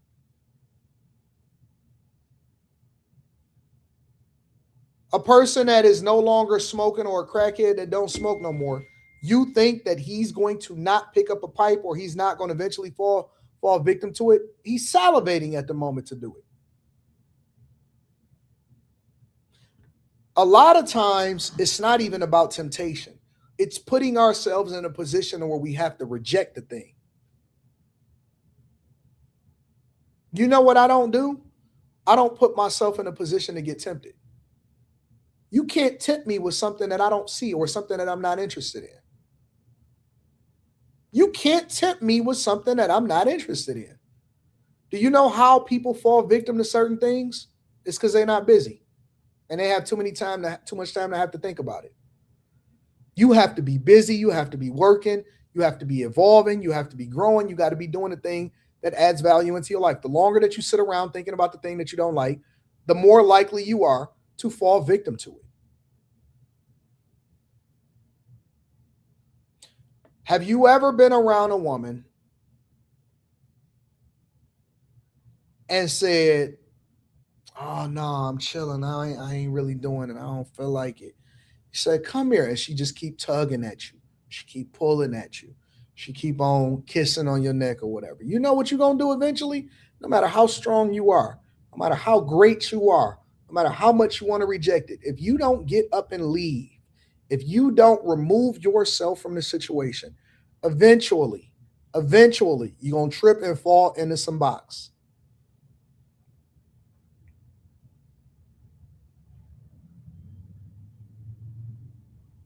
You're going to trip and fall into box. That is why when people say you don't need a church to be spiritual, I disagree with them. Because the gathering of the saints is to build up your strength. People think that church is there to save you. Church is not there to save you. Church is there to help build you up, and it's a congregation. It's the coming together of the saints to give you strength in times where you otherwise would be drained or you've been going through some things. You go to replenish because you're around like-minded people that ultimately is going in the same direction. But if the only thing that you experience is death, dying, sex, everything is on your TV, sex, gayness, this, that, this, you know what you're going to start to do? You're going to become numb to it. You're going to become numb to the thing that you actually disagree with. How do you think that society has transitioned from we reject this, everybody is supposed to be in a closet, don't bring that shit around me, to, well, you know what? If it doesn't affect me, to now, then it transitioned over to, well, that's not my problem. I'm not really into it. Now it's, oh, you a lame if you haven't experienced this ultimate alternative lifestyle. You know what they've done? They desensitized you. For a long period of time, they desensitized you. And so now you think that it's okay or it's normal, and your rhetoric changed from, nah, fuck that shit, to, you know what? That's just the way that's the way of the world. And times have changed, OG. For who? For who? Because you've been in the world for so long that you think that you are of the world. You eventually succumb to the environment that continues to condition you differently. That's why you can't sit there and say, oh, no, you know what? All of my homegirls is hoes, and I'm just a good one that always is just not a hoe. Well, if you haven't, eventually you will. You know why? Because you keep talking to women that say, girl, he did this, or girl, you did that, or fuck these niggas, or whatever. Eventually, you're going to start looking at things from a feminist perspective. I've seen some of the strongest, greatest, most awesome people eventually succumb to whatever it is that's around them, and eventually they start to look like them, they start to act like them, they talk like them, they be like them, and that's why it's important for us to change our environment so that we can see things differently, because exposure is the first step to having a changed behavior. People always say, oh, no, what you think that people that are living in demonic households are spending their time reading the Bible? Oh, no, I could read the Bible by myself. You ain't read the Bible in years, and it's sitting there right on your desk. You ain't read no Bible. You ain't studying God. You ain't doing none of that. You know why? Because you're not influenced to. That's why I tell people that's in the Patreon, listen, don't just join the Patreon. Don't just look at the live streams. Also join the Discord. The link to the Discord is in the description of any of the most recent videos. Why am I saying that? Because you have to constantly be renewing your mind. You have to constantly be thinking about investments. You have to constantly be self-improving. You have to constantly be paying attention to your portfolio. If you don't even speak a language for a particular amount of time, even if it's your second or your third language and you are incredibly great at it, you know what you'll start to do? You'll start to lose it. If you don't do something for a period of time, you'll start to lose the ability to do it well.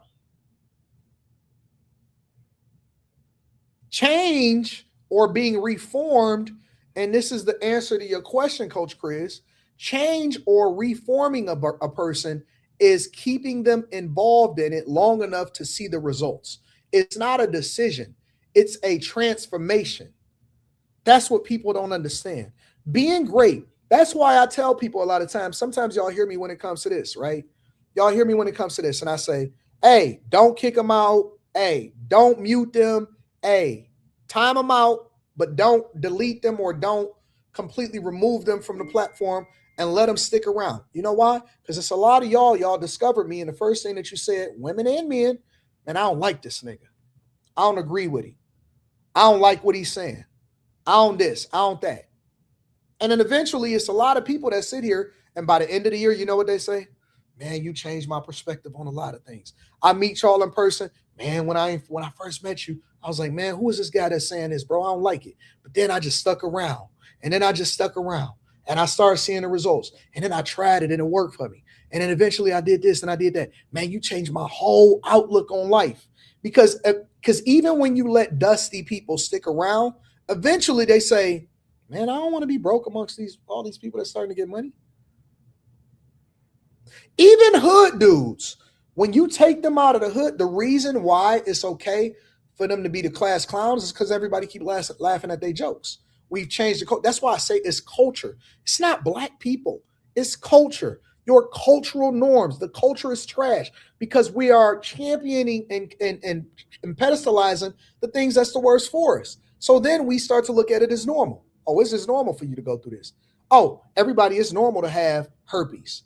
Oh, man, half the country got it. Half this got it. Half that. No, that's not normal amongst my people because we don't have herpes. We don't have children out of wedlock. It's expected of you. It is expected. You have a calling on your life. In my family, when I was born, the thing that they beat into me, regardless of how I felt, regardless of me, I used to be the person that would say, man, I don't want the limelight, or man, I don't want to do this. I just want to be a regular person. Why y'all keep saying this to me? I used to get mad at my parents all the time because they would say, oh, you the special one. You the good one. You the person that's going to change the dynamics of this. You the person that's going to get rich. You're going to do this. You're going to do that, right? There was an expectation on my life. They didn't give a fuck about whether or not I wanted to or not. It was an expectation. Listen, you're going to be this way. You're not going to have children out of wedlock. You're definitely going to get rich. You're going to do this. You're going to do that. You're going to take care of business, and you're going to make sure that you're the best in the family. And I don't know what you could say what you want to say, but at the end of the day, you're going to do this. And you know what I did? Exactly what they told me to do, regardless of what I thought that I was going to do, because I was conditioned to be a winner. I was conditioned to win. I am conditioned to endure. I am conditioned to not take it personal when somebody says it about me, but to figure out how I can use that as motivation, or to pick and choose what I want to take and what I don't want to take. I don't take things personal. When I see men that say, man, this is just the way it is, that's a weak man. That's a weak man. You're a weak man if you are so focused on what everybody else is doing. Wannabes.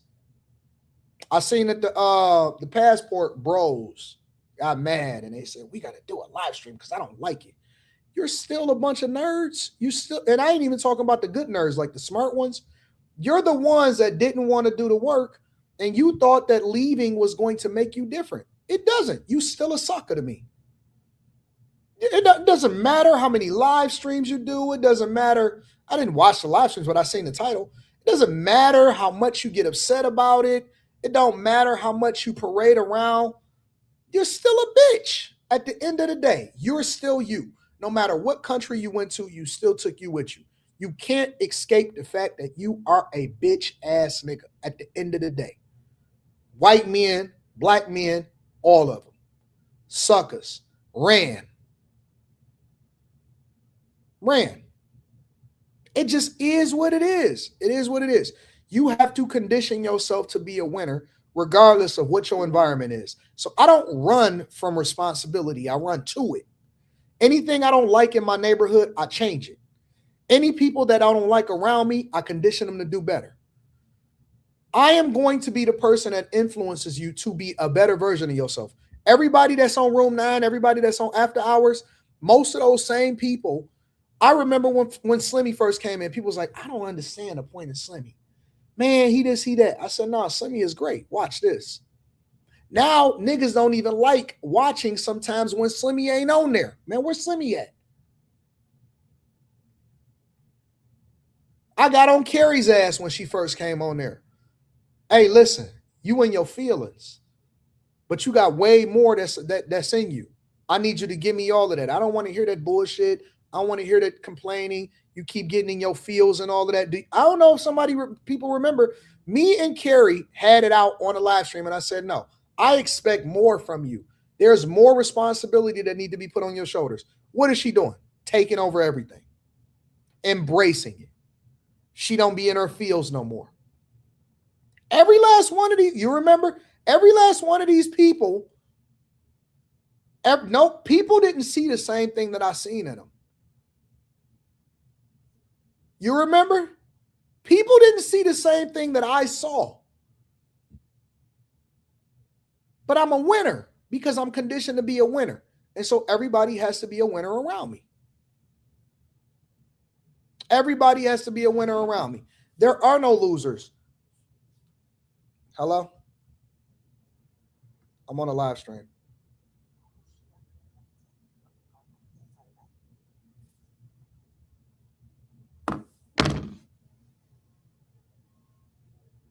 What did I say when I first came on here?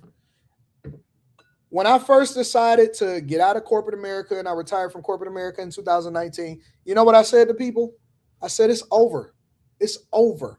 I'm taking over everything. And people laugh. You ain't going to do this. Oh, you ain't going to do that. All that. I don't believe it or whatever. I don't even remember. I might have had like 80,000 subscribers on this channel or whatever, something like that. I said, I'm taking over everything. I'm going to do this. I'm going to do that. And the world and the internet is going to bend and they're going to bow to what I do. I am going to be the foremost, the top of the top, the big dog. And there's nothing that people are going to do about it. And I'm going to work at it and I'm going to be relentless and I'm not going to sleep and I'm going to figure it out and I'm going to fail and I'm going to come back and I'm going to fail and I'm going to come back and I'm going to get a victory and I'm going to come back and I'm going to fail and I'm going to come back and watch what I do and I'm going to take over this bitch. And I did exactly what I said that I was going to do. So take me a couple years. Took me a couple years. But winning is conditioning yourself to endure long enough to get to the results. That's all it is. If you want to be reformed, it's not a decision that you make to say, I'm going to be different. It's a conditioning that you go through to endure until you get to the end. And that's what the word of God says. The victory isn't given to the swift, it's given to he who endureth to the end. It's an endurance race.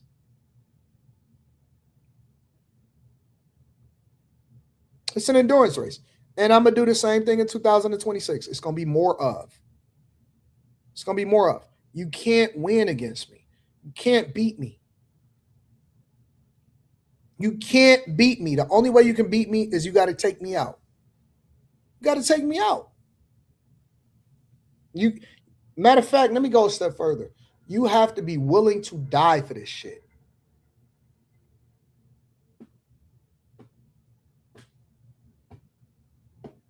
Eventually, I'm going to break you. And when I break you, I'm going to break you for good. I'm going to destroy you forever. And I'm going to leave you to pick up the pieces. And I'm going to also leave you to come back. I'm going to make some of these niggas disappear from the internet when I'm done from them. And then eventually, they're going to quit. And then they're going to come back. And they're going to take a break. And they're going to say, I'm back. And they're going to feel like they got some energy in them so that they can come back and try to fight the good fight. And it's not going to work. It's not going to work. I am going to break you. And there's people that know. And it's not worth mentioning your name because you're nothing. I am going to break everything in you. Everything. I am going to absolutely, positively break everything that you got going on. And before you know it, you're going to be broke. And I'm not talking about broken like spirit-wise. I'm talking about financially. You're going to be broke. Battling against me is going to leave you broke. I promise you.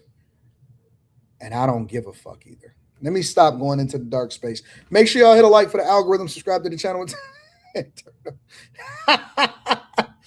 I'm about to start going into them dark days. Y'all niggas better shut the fuck up and leave me alone. Go home, nigga. Stay out the mix.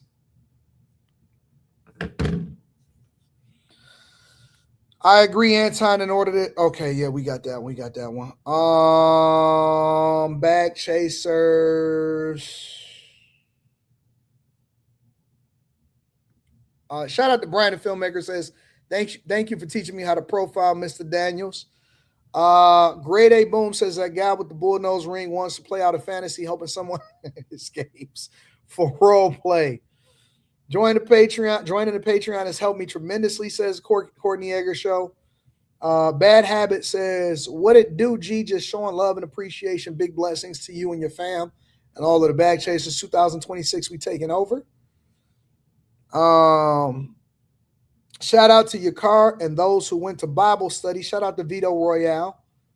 And stop being a bitch and sign up for the Patreon, says Warren Man. JD says, AD, I want to give thanks to you and God. You've put me back on, you put me back on track to where my car is paid off, debt's almost gone in March. Starting March, I'll use all the tools in the Bag Chasers to start becoming a man financially and spiritually. I love that, JD. Hey, I appreciate you, bro. I really do appreciate you. JD says, my top content creator of the year is AD in Room 9. I love that. Aaliyah says, I said this on the panel yesterday, got to throw the culture out to start fresh. I have a theory about Aaliyah and her future, but I'm not going to say it out loud.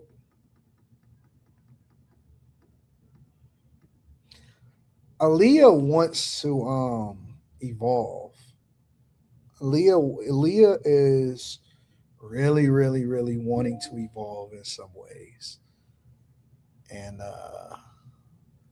I like her. I like Aaliyah. I think Aaliyah is dope. Aaliyah has a certain fresh perspective that I haven't seen in a while. And she hungry for change. And yeah. Make sure y'all hit a like for the algorithm, subscribe to the channel. Did AD miss Molly? No, I acknowledge Molly's super chat. What you mean? I say Molly. I talked about Molly. I said people don't know how much we love each other. All right, y'all. Somebody put my email in the chat, AntonDaniels413@gmail.com. AntonDaniels413@gmail.com. I still got my edge. I still got that edge to me, though. All right, y'all. What we on? Epstein files. Let's talk about the Epstein files real quick. They released some more Epstein files. I haven't seen what they released yet. So literally, I'm discovering this as I'm talking to you guys. Make sure you guys hit a like for the algorithm, subscribe to the channel, and turn on your notifications. Some breaking news to report on this Tuesday as the U.S. Justice Department has released, I should say, several more files related to the Jeffrey Epstein case. Taking a look here at a social media post from the U.S. Department of Justice, it says this: the Department of Justice has officially released nearly 30,000 more pages of documents related to Jeffrey Epstein. Some of these documents contain untrue and sensationalist claims made against President Trump that were submitted to the FBI right before the 2020 election. To be clear, the claims are unfounded and false, and if they had a shred of credibility, they would certainly have been weaponized against President Trump already. Nevertheless, out of our commitment to the law and transparency, the DOJ is releasing these documents with the legally required protections for Epstein's victims. Several news agencies also reporting on this as well, and I do want to reference some reporting courtesy of our partners at Reuters as I bring up some more of the footage that had been released. This picture, some of these in particular, were released from the Oversight Dems on their social media account on X. But Reuters saying this, that the U.S. Department has released new trove of documents. Who are taking these pictures is what I'm trying to figure out. Who are taking these pictures? Who are the people that is behind the scenes and taking these treasure trove of pictures? That's what I'm trying to understand. I would like to know who is also behind the camera because, for example, I was looking at the Bill Clinton pictures yesterday and over the weekend, And I was thinking to myself, why would Bill Clinton allow for people to photograph him like this? Because some people saying spy cameras. No, I don't think that they were spy cameras. Because some of the pictures he posed for, like the one where the chick was sitting on his lap, and I said, why would Bill Clinton take a picture with somebody sitting on his lap like this? You know what I'm saying? Now, some of the pictures is logical because it just, Trump was saying that. I'm gonna play it apart. I heard Trump did a clip. Somebody sent me a clip, but I didn't review it because I said that I was gonna talk about it on the Millionaire Morning Show. This picture right here, I could see this or whatever. This is not a big deal. And then, when people is in a room or whatever, yeah, I get it. Because I go places and people be like, oh man, can we get a photo together? And I'd be like, cool. I don't know nothing about their background. I don't know who they are. I don't know where they come from. And I take a flick up. Yo, what's up? You know what I'm saying? So I think it's different when you take a picture of or with somebody and say, yo, can we get a flick? You know what I'm saying? Sometimes I go to the game. Sometimes I'm out in the street. And you kick it with people and we take a picture. That's not incriminating. I don't think that taking a picture with somebody is incriminating. But Bill Clinton's pictures was different. Bill was taking it in the pool. He had chicks sitting on his lap. It was a chick that was pretending to give him head on one of them pictures, I think. And I was like, who takes those type of pictures? You know what I'm saying? Like, who does that? Why would I? Because one of the things this is what I know about people that have resources and power. They value being able to kick it unapologetically and transparently without having to worry about other things, right? This is what y'all also have to learn when it comes to networking, all right? When it comes to networking, you have to learn how to move without the camera. You have to learn how to move without social media. And I'm not saying that there's nothing wrong with social media and all of that, but you have to learn how to move. The people that's going to value you the most are the people that you just be yourself and you have an authentic conversation and you just kicking it with them and you add value. And it's not always about, hey, how can we do business together? Or how can we get money together? Or, in the first 1 or 2 or 3 conversations, you shouldn't always be on some, hey man, can we work together or that type of shit. It's really just on some, what's going on, fam? Hey, man, it was nice to meet you. And y'all laughing about the game or you just having regular conversation. People that have money and resources are lonely as fuck. And the reason that they're lonely is because everybody, 98, 99% of the people that they come in contact with want something from them. Or they're looking to come up off of them. Or they're looking to get a video or some shit. What you'll start to realize is that you start to build more authentic relationships and you can get into more doors when you're not moving with an ulterior motive and you could just chill, right? And so most people that have resources value when somebody is not necessarily trying to come up off of them or trying to get a viral moment or something like that. They will reach out to you honestly and say, hey man, we need to be doing something together. Or, hey, I'm ready for that interview. I'm ready for that interview. Most of the stuff that I do now, it has to be organic. It's not something that I'm going to chase. It's not something that I'm going to seek. It's, yo, I'm just chilling with people. I really got good friends. I got a lot of really good friends that's in the industry or got visibility or whatever. But we don't talk about shit that's on the internet. We just talk about regular stuff and we laugh. We just be cracking up and we just be laughing and having a good time.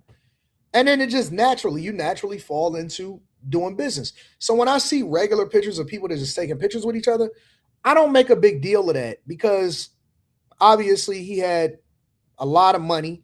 They said his assets was like $500 million or something like that. He was always in the parties and always was the who's who. And there's plenty of people that's around that you don't necessarily say, hey man, what do they do for a living? If they don't do this and they have to get out the room. It's just normal. But Bill's pictures was different. Bill's pictures was like, what the fuck is Bill doing? Why is he letting them take pictures of him like that? From Does he know he the president? Or he the former president? Investigations into the late financier and convicted sex Like, who's the person that's taking the photo right here? Who's the person that's taking the photo right here? Jeffrey Epstein, including CCTV videos and legal records. I don't see nothing. Richard Branson. This ain't no big deal right here. Latest release comprises around 29,000 pages with many redactions and dozens of video clips, including several purporting to be shot inside a prison. Epstein was found dead in 2019 after an apparent suicide in a New York jail.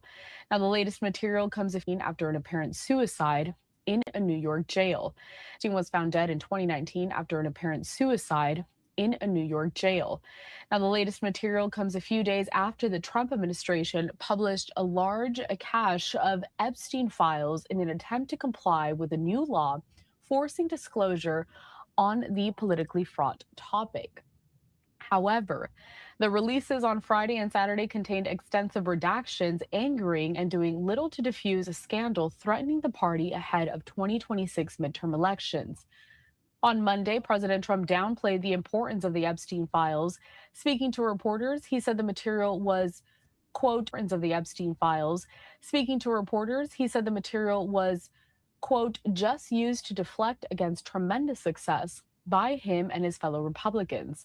The new transparency law, overwhelmingly passed by Congress last month, mandated the disclosure of all Epstein files, despite President Trump's months-long effort to keep them sealed. That was according to reporting from Reuters. So that is the latest breaking news that we have on this Tuesday. As we continue to hear more calls from Congress members and the wider public alike for the release of more documents related to Jeffrey Epstein. Over the weekend,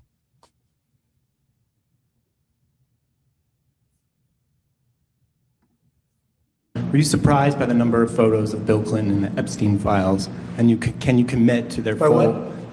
And were you surprised by the number of photos of Bill Clinton in the Epstein files? And can you commit to their full release by the end of the year? Some of the victims were protesting that too many of them were redacted. I know there are a lot of people that are angry about all of the pictures of other people, but I think it's terrible. Look, I like Bill Clinton. I've always gotten along with Bill Clinton. I've been nice to him. He's been nice to me. I've never really heard Trump ever go off on Bill Clinton. Even when he put up the photos of former presidents on the Presidential Walk of Fame that he has at the White House now, the only people that he really go off on, former presidents in particular, is Obama and Biden. He really only goes off on Obama and Biden. He doesn't go off on any other presidents. He never said anything about Bush, either Bushes. He never said anything about Bill Clinton negatively that I can remember at all. I've never heard him say anything negative about Bill Clinton. I've got to respect him. I hate to see photos come out of him, but this is what the Democrats, mostly Democrats, and a couple of bad Republicans are asking for. So they give me their photos of me too. Everybody was friendly with this guy, either friendly or not friendly, but he was around. He was all over Palm Beach and other places. The head of Harvard was his best friend, Larry Summers. And Bill Clinton was a friend of his, but everybody was. I actually threw him out of Mar-a-Lago. And as a person who was in Mar-a-Lago, I threw him out. Mar-a-Lago, this is Mar-a-Lago. It's the hottest place I think it's said, he criticized Bush about the war. No. He doesn't go in on them personally.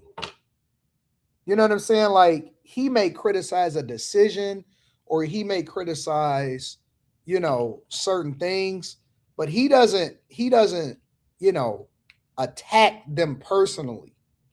And it's a difference. It's a big difference when you're talking about the way he goes on Obama versus how he goes off on, Obama and Biden versus the criticism that he may have for somebody else. It's not even the same. It's not even close. Place in the world, but it's the hottest place in Florida, and everybody would come here. He'd come here. We actually threw him out. But no, I don't like the pictures of Bill Clinton being shown. I don't like the pictures of other people being shown. I think it's a terrible thing. I think Bill Clinton's a big boy. He can handle it. But you probably have pictures being exposed of other people that innocently met Jeffrey Epstein years ago, many years ago, and they're, highly respected bankers and lawyers and others, and they'll end up, because of guys like Massey, who's a real lowlife, whose polls are down to about 9%, by the way, in the great state of Kentucky. If you look at Kentucky, Kentucky is such a great place, but I don't know, they've got a couple of people on there that are very strange in terms of leadership, but Massey's a loser, and he likes it, and then he works with the Democrats. He's just being used by the Democrats, because what this whole thing is with Epstein is a way of trying to deflect from the tremendous success that the Republican Party has. Like, for instance, today we're building the biggest ships in the world, most powerful ships in the world, and they're asking me questions about Jeffrey Epstein. I thought that was finished. I believe they gave over 100,000 pages of documents, and there's tremendous backlash. It's an interesting question, because a lot of people are very angry that pictures are being released of other people that really had nothing to do with Epstein, but they're in a picture with him because he was in a party, and you ruin a reputation of somebody. So a lot of people are very angry that this continues. A lot of Republicans are angry because of the fact that it's just used to deflect against a tremendous success. Look, we have $18 trillion coming into our country. We have, I believe, we're going to have the most successful economy in history. We inherited a mess. Now prices are coming way down. Gasoline is less than $2 in some states. $1.99, $1.97, $1.95 a gallon. $1.95. Think of that. A gallon. Nobody ever thought they'd see that. They don't want to talk about that. They want to talk about Epstein. And the problem is a lot of Democrats are being caught up in the web, like Larry Summers. Larry Summers was the head of Harvard. He's now been forced to resign from every board he's on, and he was thrown off the Harvard board. Now he was at Epstein's Island a lot. I wasn't. I never went there, by the way. But fortunately, it's nice. But I never went there. But a lot of it is a lot of people that's getting caught up, and that's one of the reasons why I also think that the Democrats had failed to release the files under Joe Biden. I think that it was going to be a fallout just from public perception. Public perception, or even a photograph, is enough to kill your reputation, depending on what the industry is that you're in. If you're in politics, if you're on a board, if you're the CEO of a company and all of that other stuff, and you just so happen to be in that space. And Trump, I think that he's absolutely correct when it comes to, a lot of the stuff that people are championing and spending the time on. If you look at it, the U.S. GDP rose by 4.3% in the third quarter, the fastest pace in 2 years. GDP data this morning, final real day of data before everyone leaves and goes home for the Christmas holiday. Although we need to point out that this data is going to be stale. Remember, we didn't get it in time. Somebody said, AD, do you keep a log of places that you go? For what? What do you mean a log of places do I go? Because of the longest government shutdown in history. And actually what we're getting to Matt, as you can see his reaction here, a massive upside surprise. Prior was 3.8%. Their survey was 3.3%.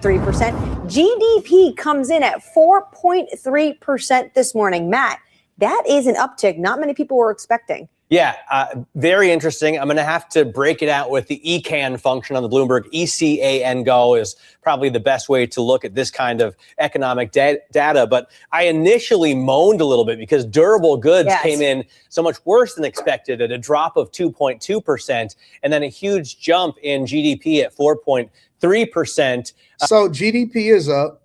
Gross domestic product is up, and people not even having no conversations about that. They're not having no conversations about the military. They're not having no conversation about the bonuses Trump sent. They're not having no conversations about the investments that's coming into America. They're spending the majority of their time focusing on things that is not even adding any value into our lives. And I think that he's absolutely right. It's going to be a bunch of people to get caught up and swept up into it. Somebody is asking me, I guess, do I keep a log of places, I guess, to protect myself or something like that? No, I don't care. I don't care at all. I go where I want. My log of places is most of the time is vlogged.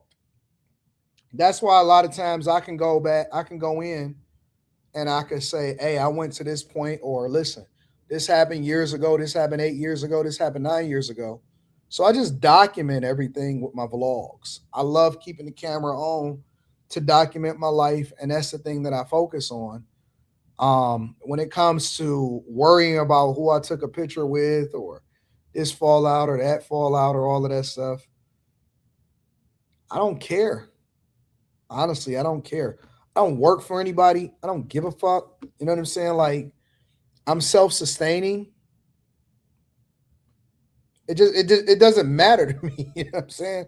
Like, I don't, even when people say something about me or they make an accusation or whatever. I remember last year, one of the things that was hilarious to me, it was this big back that did like a series of videos, and it was almost like the perfect timing for me. And that's it. Maybe it's just the way that God works, because it was like feeding in while I was elevating and continuing to grow exponentially. And then my channel really, really started taking off. And then it was like, it gave it an extra boost, because a lot of women were sending me messages, and they were sending me DMs saying, oh, I discovered you from this, but I love your content. And so it kind of helped me a lot. And here's the other part. Here's the other part. And I was telling Mika this. I said, yo, it's a benefit. It's a blessing. Because when they stop talking about you, that's when you want to, as a content creator, when they stop talking about you, that's a problem. But also on top of that, I don't feel the need. I'm still elevating. I'm still growing. I'm still running up a bag. I'm still successful. I'm still rich. And it's like, why would I care? You know what I'm saying? I think that people sometimes think that, and I'll also say that I also am thankful that I was raised in an era without social media, because social media this is a money thing. This is a reach thing. This is a being able to connect with people that I normally wouldn't connect with. Like, I was raised in an era where real life was real life. Real life was real life. I think it's hilarious when people feel like they need to explain themselves extensively. I remember Matt Barnes was like, yeah, man, this chick, and I want to get ahead of it before. I'm not getting ahead of nothing. I don't owe nobody an explanation. I go where I want to go. I hang out with who I want to hang out with. I do what I want to do when I want to do it.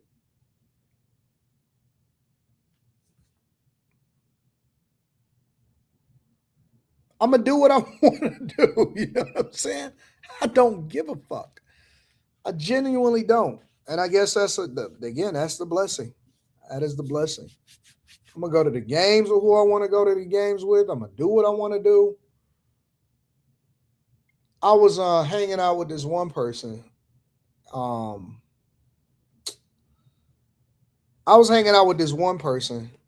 And they was like, oh my God, my family is reaching out to me and saying, oh my God, I seen you with AD or whatever like this. I seen you with Anton Daniels.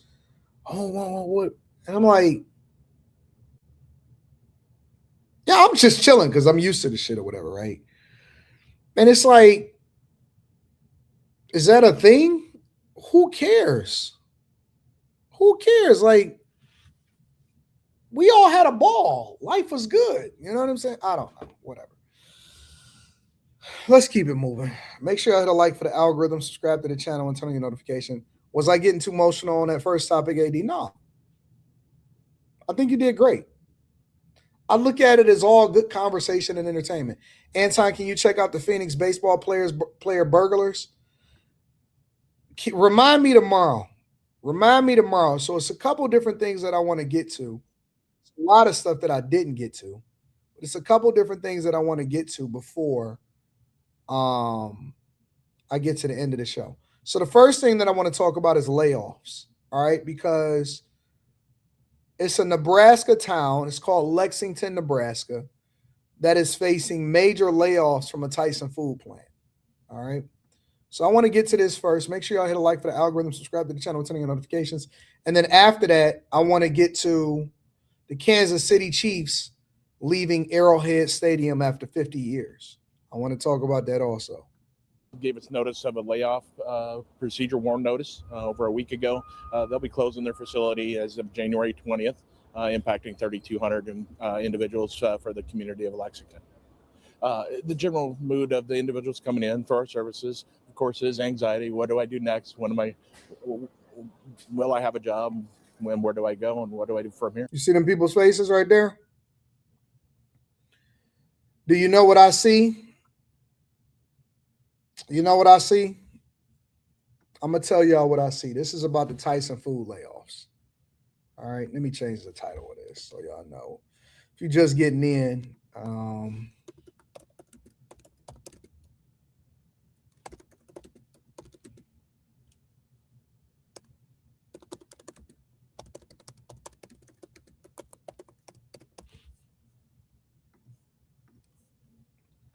make sure I put that at the bottom. So if you're just now getting in, you'll know exactly what you're looking at.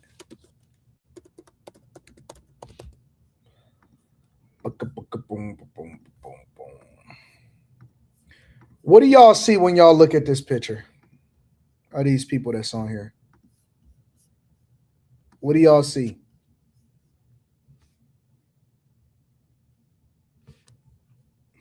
I'll be so distracted. Y'all be so distracted. What do y'all see when you look at this picture right here? Devastation, worry, a lot of car payments and debt, despair, immigrants, worried faces, disbelief, big backtopia,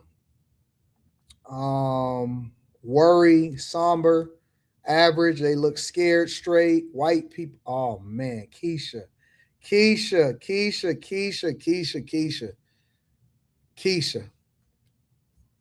the nail on the head. White people.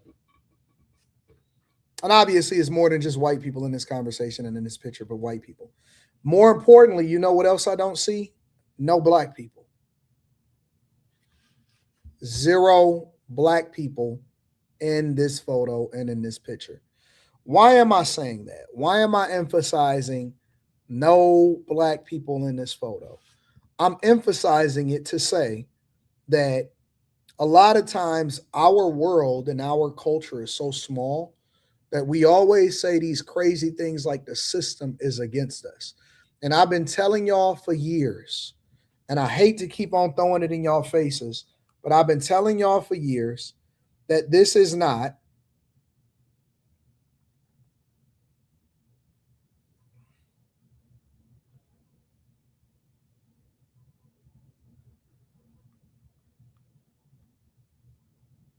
hold on.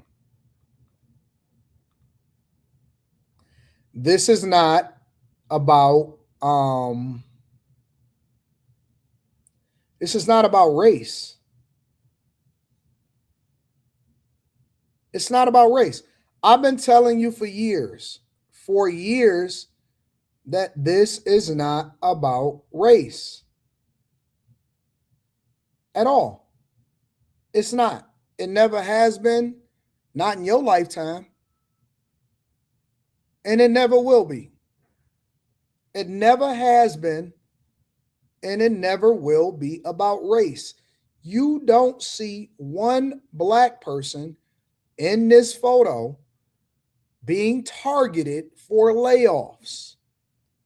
Now, guess what they will say? They'll say, but 300,000 black women got laid off from the federal government, or 300,000 women are displaced when it comes to, corporate America. And as black women go, the rest of it go.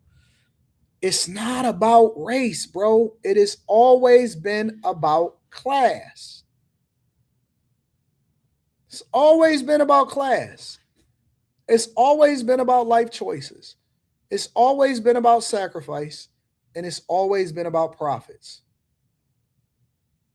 Always.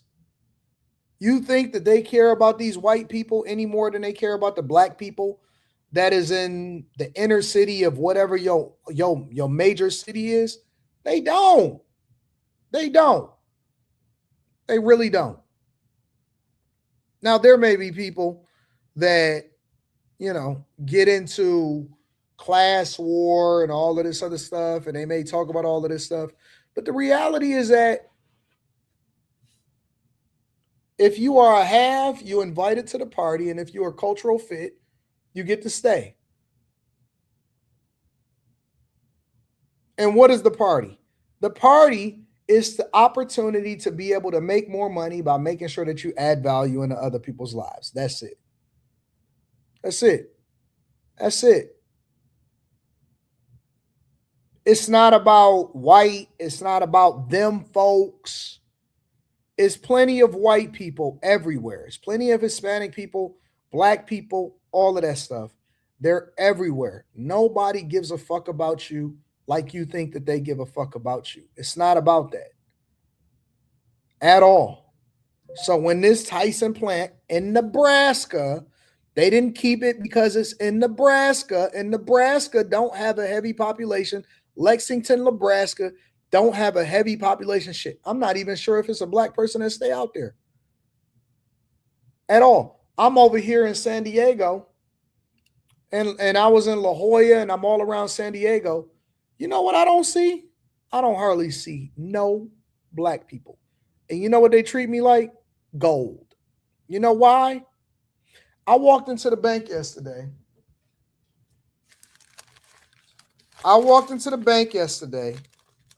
And I withdrew $81,000. And then they looked at my accounts. I'm not lying. I'm not kidding you. I walked into the bank yesterday and remember when I told you I was about to get off of here? Right after my live stream, I threw this in the trash, but I just so happened to grab it back out because it's at the top of the trash. I walked into the bank yesterday and I pulled out $81,000.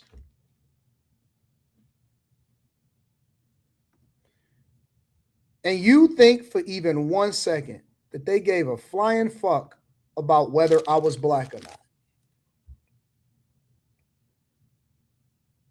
Do you think that they gave a flying fuck about whether I was black or not? They didn't care. You know what they cared about? They cared about, let me introduce you to, do you have a wealth advisor? I say, yeah, I got a wealth advisor. But do you have one at Chase? Yeah, I don't have one at Chase per se, but they've invited me into the program. They were determined. They were determined to get me to be a part of a wealth advisor. Well, I see you have a wire. You had this wire coming in. You wired some money from this account. You was over there at Fidelity, whatever, so on and so forth. What made you wire some money over for Fidelity? I said, because I needed to get some cash from, and I told y'all, right?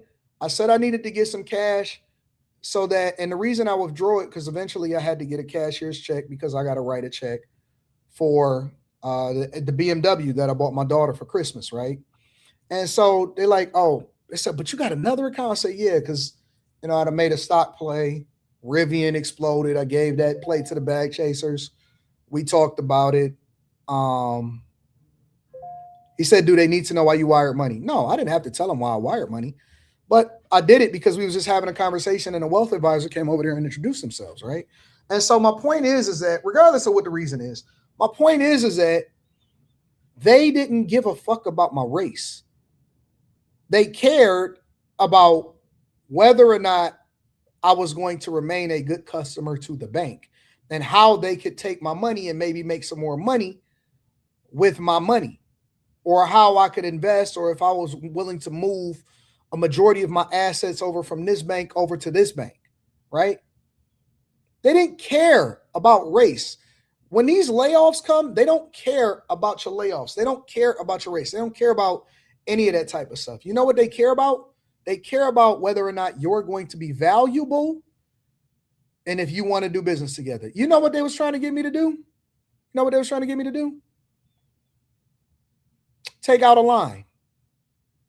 They wanted to know what my businesses were and how extensive my businesses were, because right there on the spot, on a Monday, they were willing to give me millions of dollars in credit if I wanted to expand my business, right? If I wanted to get more into commercial building and properties and all of this stuff, right? They was willing to give me money on the spot right there. Have you ever thought about taking out? I said, nah, I've never talked about taking out a lot. I said, my chasers ain't gonna like that. They said, I seen your hat. They said, I can see your hat. What is the bag chasers? I said, oh, that's my friends. Those are my group of people. Those are the people that I love the most. And we meet up, we talk about money, we talk about all of this stuff or whatever, so on and so forth. I said, my chasers ain't gonna like that. They said, why your chasers ain't gonna like that? I said, because I do everything cash. Because I do everything cash. Because I build all of my properties cash. I don't have any credit. They say, yeah, we don't see you with any mortgages. We don't see you with any of that type of stuff. You don't do any of this or whatever. I said, no, I don't. I do everything cash. You know what they was convincing me of? You know what they was trying to convince me of? They gave me their card. Did she give me the card? Where's the card that she gave me?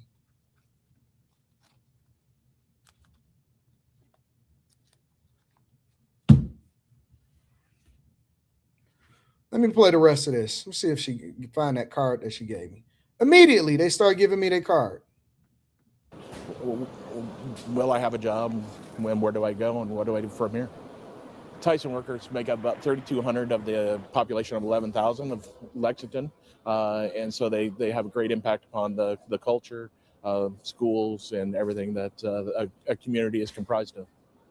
I have 4 kids. My oldest is 21. I have one that is 13. I have one that is 11, and I have one that is 8. So when I told them, their reaction was to cry. They were mad.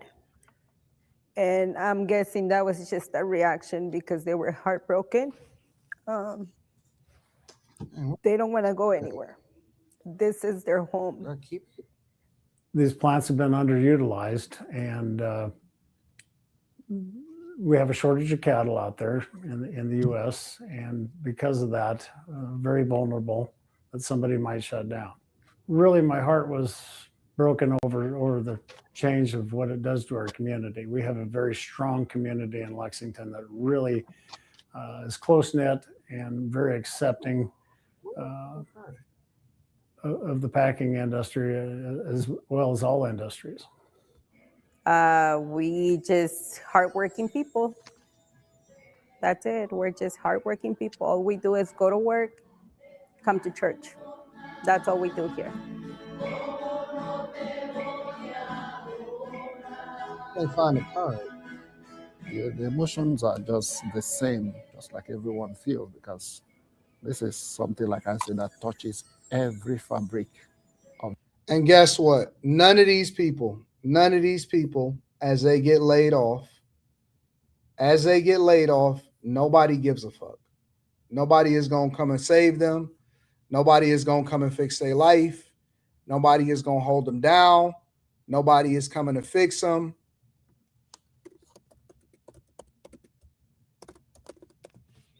So you're going to have to take you have to take more of a vested interest in what is happening in your life. And you're going to have to start operating selfishly. The reason why before I get over into the Kansas City conversation, the reason why I wanted to use this as an example is for one reason and for one reason only. The reason why I have conversations about layoffs, and I tell you all about the layoffs, whether it's happening in Tyson Foods or whatever. The reason why I talk about it is for one reason and one reason only. A, I want you to get out of the victim Olympics because I want you to understand that it's indiscriminate. It doesn't care about what your color is, what your race is, and it certainly does not even care about, ethnicity or men or women. The other part of it is the reason that I want you to do it is because I want y'all to start. I want you to have the mindset that I had when I lost my job in 07, 08. You have to start looking at your life and you as a business. And if you do not, then you will misplace your priorities and think that these companies owe you something. They don't. You know what they used to do back in the day? They would travel to wherever the jobs were. They would go. You know why the South seen an exodus of people back in the day? Because everybody was moving up north because that's where the manufacturing jobs were. People went where the money was. They didn't expect for these companies to take care of them. They did not expect to work there for the rest of their life. They did not expect for it to be a long-term thing. They went where the opportunities were. And we are more coddled than ever before. We have the most opportunity, the easiest ways to get around, transportation, all of this stuff. We have more methods. We can work online. We can do all of this stuff. But we keep sitting here waiting for a company to fix us, to fix the economy. The way that the economy came booming was because people got innovative in ways in which they could take care of themselves and then create more opportunities because they were capitalists. And they didn't wait for anything to happen. How do you think that these companies got built in the first place? You think that it was just a system that built it? No, the system became the system because it was people that created the system that allowed for themselves to get richer. And as a result, they created jobs for everybody else. Industries were created because of innovation, because of selfishness, because people did what was best for themselves. It's just the truth. It's just people was relocating entirely without even knowing whether or not they was going to get a job in certain places. They just went because they heard that's where the money was. Hey, man, you know, they got a bunch of plants up north. They didn't have the internet. They didn't have the internet. Shit, you know how much it costs for a phone call? People went up north with hopes of getting a job. People went out west with hopes of discovering gold. People went to New York for the hope of running into somebody that was on Wall Street. They didn't know. It wasn't guaranteed anything. It wasn't no unemployment benefits. Nigga, you eat what you kill, and you figured it out as you went. And we don't have that dog in us no more. We have become so weak. We sat there and complained when the government shut down because there wasn't no fucking food stamps. What? Because there wasn't no food stamps. So you was going to starve because there wasn't no food stamps? Shit. We have to start taking a more business-like approach. Some of y'all are loyal to these companies, and I don't understand why. Oh, man, but my friends is here. Nigga, you don't have no friends. You don't have friends at the job. Your friendship is as long as you work there. The minute that you leave, I promise you, you're not going to stay in touch on a regular basis with the people that you work with. Those are not your friends. Those are people that are conveniently situated for you to talk to at the time. If you are not moving and getting in place to get yourself together to move and hop jobs, and I'm not talking about the women that got men to take care of them and they just doing the job. It's obviously is certain caveats, right? If you're not moving to the next position at least every 3 years, if you're not getting the itch at the 2.85 mark going into 3 years, and by year 4, you didn't already start putting yourself out there, updated your resume, update your LinkedIn, and started moving, you're a fool. You're a fool. But the people gonna leave. Man, them people don't give a fuck about you. You get laid off tomorrow, nigga, they not. I never reached out to anybody that got laid off from a job that I worked at or from somebody that quit. Ah, man, you know, I'm moving on to the next position. We stayed in touch on LinkedIn. We ran into each other because we had business interests, and then that translated into us, you know, running up a bag together. But if it wasn't on business interest, it wasn't on no friendship type shit. Team building, community, that's for the job that you at. That is not for the future. Them ain't your friends. Y'all not going to hang out. Every last one of them people, white, black, all of that. Man, the minute that I left is the minute that I was like, all right, if we not getting no money together, I don't need to talk to these niggas. I got other stuff to do. I don't care about these people, and they don't give a fuck about me. I've never, ever kept in touch unless it was on some business shit. I've never went to just go hang out with niggas. Ever.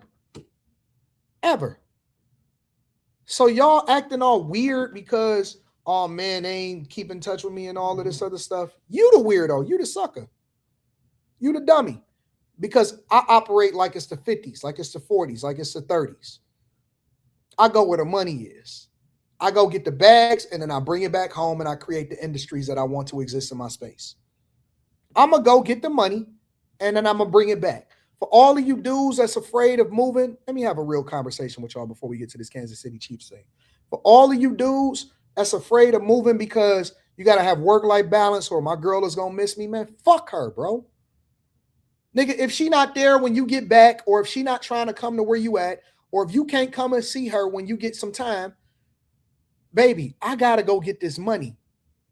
That's the one thing about me that I never sacrificed. I never sacrificed the well-being financially of my people because I was sitting here waiting on some pussy. I got to go. And I'll be back in 2 weeks, or I'll be back in a month, or I'm going to send for you. Or I'm going to do this, or I'm going to do that. Man, in 2008, I went and interviewed. I told you all about this. I went and interviewed at Whirlpool Manufacturing over near Benton Harbor, Michigan. It was closer to Chicago than it was to Detroit. It was like a 3 or 4 hour drive, something like that. I had a Pontiac Grand Prix. It was a green Pontiac Grand Prix. I got in it and I drove over there. I interviewed. They offered me like 100 bands or something like that. And this is in the middle of the recession. They offered me 100,000. Man, I was about to move the next day. I almost didn't even come home. I was like, yo, I had a newborn. My daughter had just got born. I ain't had no money. I said, bro, I went there expecting to get it because I had the same mentality to interview like a king. I went there to expect to get it. And we had on the phone on my way there. I was like, yo, we gonna have to work out what this look like because I don't want you moving to uproot their schools, whatever, so on and so forth. So we gonna figure this shit out, whatever, so on and so forth. Eventually, I didn't take the job because I wound up doing something else that worked out for me really, really well. I wound up selling the company and everything worked out. But my point is that I was willing to go get the money. We could figure everything else out in a minute. I was gone. I was willing to go get the money. I went where the money was. I went where the money was. Real talk. So y'all got to get on your grind. You got to stop taking stuff so personal. You got to stop crying and waiting on the company to give you an opportunity. Oh my God, I can't believe I put all of this time in. They paid you for your services and they no longer need your services. They paid you for your services. And then the smart ones ain't waiting for them to lay you off. You job hopping. Yo, I've been here for what, 2.5, 3 years? Yep, I'm looking to get a promotion, but I'm not going to wait on them to give it to me. I got to move. I got to move. Got to go. There's money to get.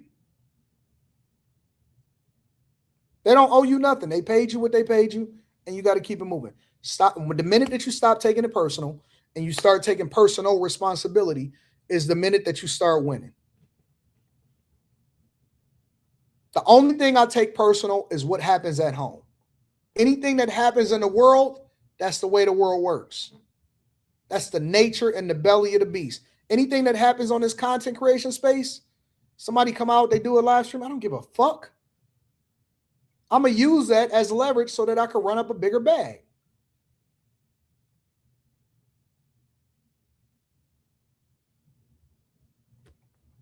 I'm here until I'm not. Better start having that business mindset. I want to get into this Kansas City situation real quick. For artists and creators, an online store is a plus. Run your business from your phone. It's teachable, says the foundation. Sell your own music and merch. Are we on shops online? Shout out to the foundation. The GOAT 88 says 80 new files came out. What was in them? Let's talk about it. Jachet thinks Trump is not in the files. 80 not a grifter. He will be honest, right? I already talked about it. I just did. Omni says, see the video of the dumb arrest Bratz Dow eyelash girl who pepper sprayed a whole tour boat from a bridge, including a baby after she got booted off because she was told her music was too loud. Send it to me in an email. 392Q says, I got that itch. I asked my job for more pay or a different position, and that pay more, and they told me I hit the ceiling. I got a job today that pays $95,000 now. Gave them my 2 weeks, and I start January 5th. Get that money, bro. Get that money, bro. It's not personal either. It's not personal. Listen, I gotta go. They'll figure it out without me. Let me go into this Kansas City situation. Fans reacting to Kansas City Chiefs and all of that stuff. All right, cool. We're going to get there. For the Kansas City Chiefs today after lawmakers approved plans to move the team's stadium from Missouri to Kansas. Here's what the Chiefs CEO had to say. The location of Chiefs games will change, but some things won't change. Our fans will still be the loudest in the NFL. Our games will still be the best place in the world to tailgate, and our players and coaches will be ready to compete for championships. So the team is expected to move from Arrowhead Stadium, where they've been playing for over 50 years now, to a stadium that's about 20 miles away. That is going to open in 2031. This move across the state line comes at a tricky time for the team. They did not make the playoffs for the first time in over a decade, and they lost Patrick Mahomes to a season-ending knee injury last week.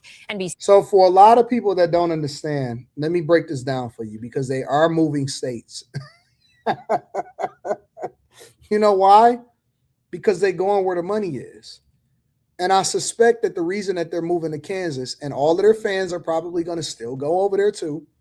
And actually, this may be a good move if you start to think about it, because now they actually get a bigger fan base, because the fans are willing to travel 20 miles. Chicago, you better start paying attention, because the Bears moving out of Chicago and out to the suburbs. You don't get that tax money no more.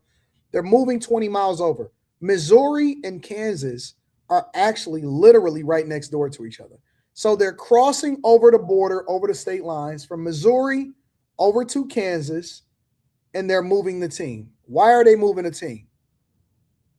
They're not moving the team because they feel some type of way about it. They moving the team because another state competed for the team by offering probably to pay for a stadium, and 70% with tax dollars.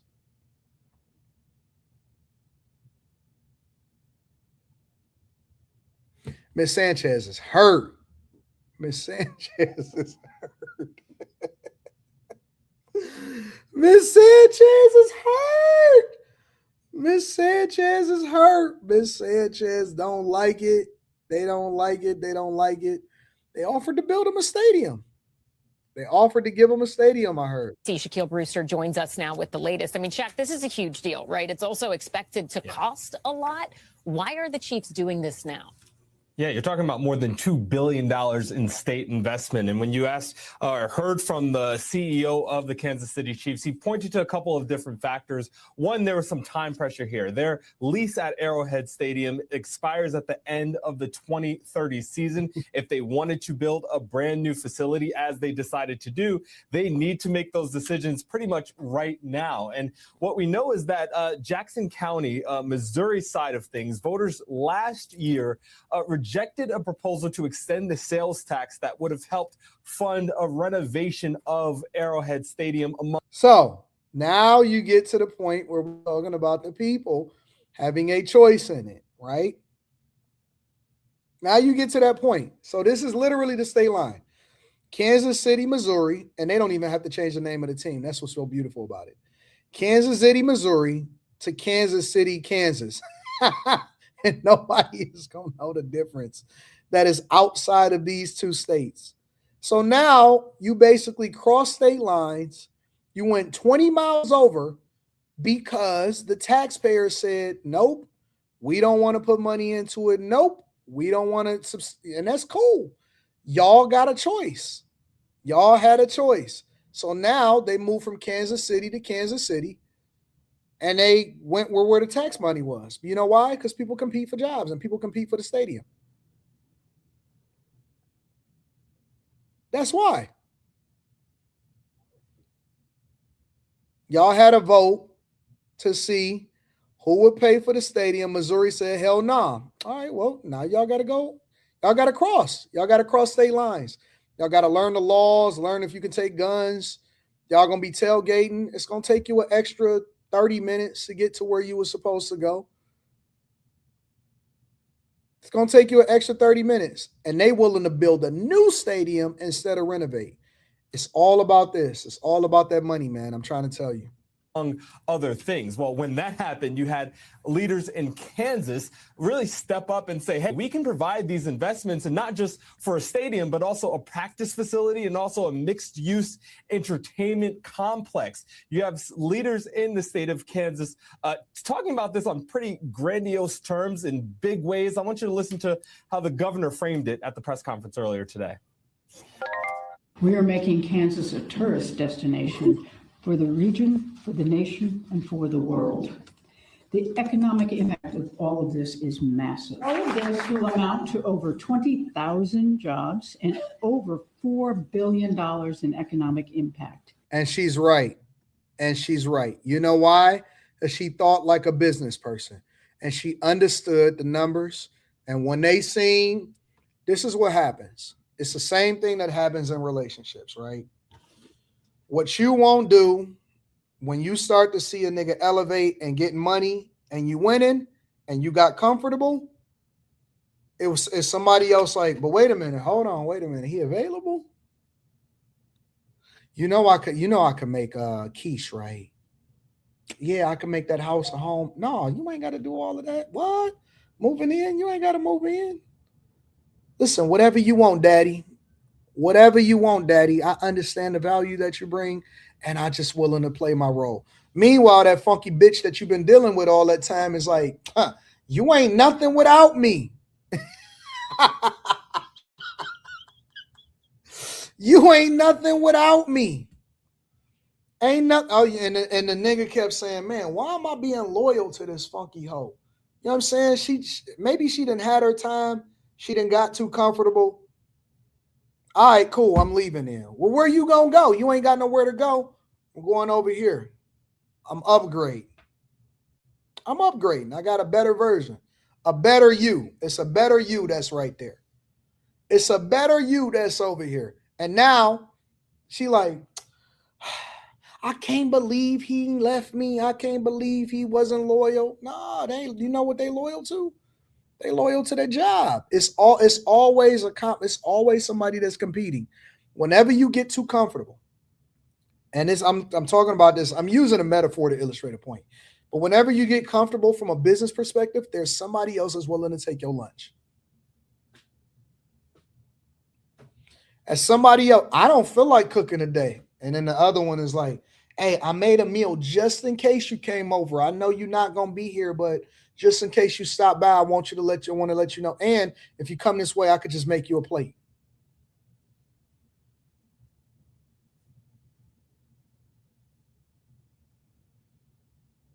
Kansas City, Kansas, they say, listen, they talking about we don't want to fund no renovation. We got a new stadium. We got a new practice facility. We got a new economic engine. We're going to build some restaurants around there, and we're going to do it to your spec. If you are the Kansas City Chiefs and you got voters over here because you want to stay, and they said, listen, we not doing this. We don't give a fuck about what y'all talking about, because they don't understand the economic impact that come along with you being there. And you saying, but wait a minute, I'm a high value franchise. And then you got this other 20 miles over, they also named Kansas City. And they said, listen, not only will we do all of this, but we also going to get on our knees and make it right for you. Who you going with?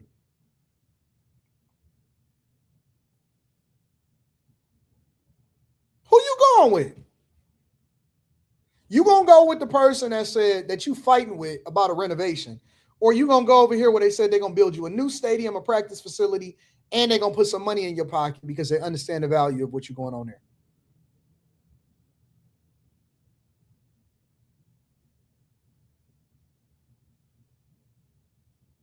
It's a no-brainer to me. See, Ms. Sanchez, I'm going, but still.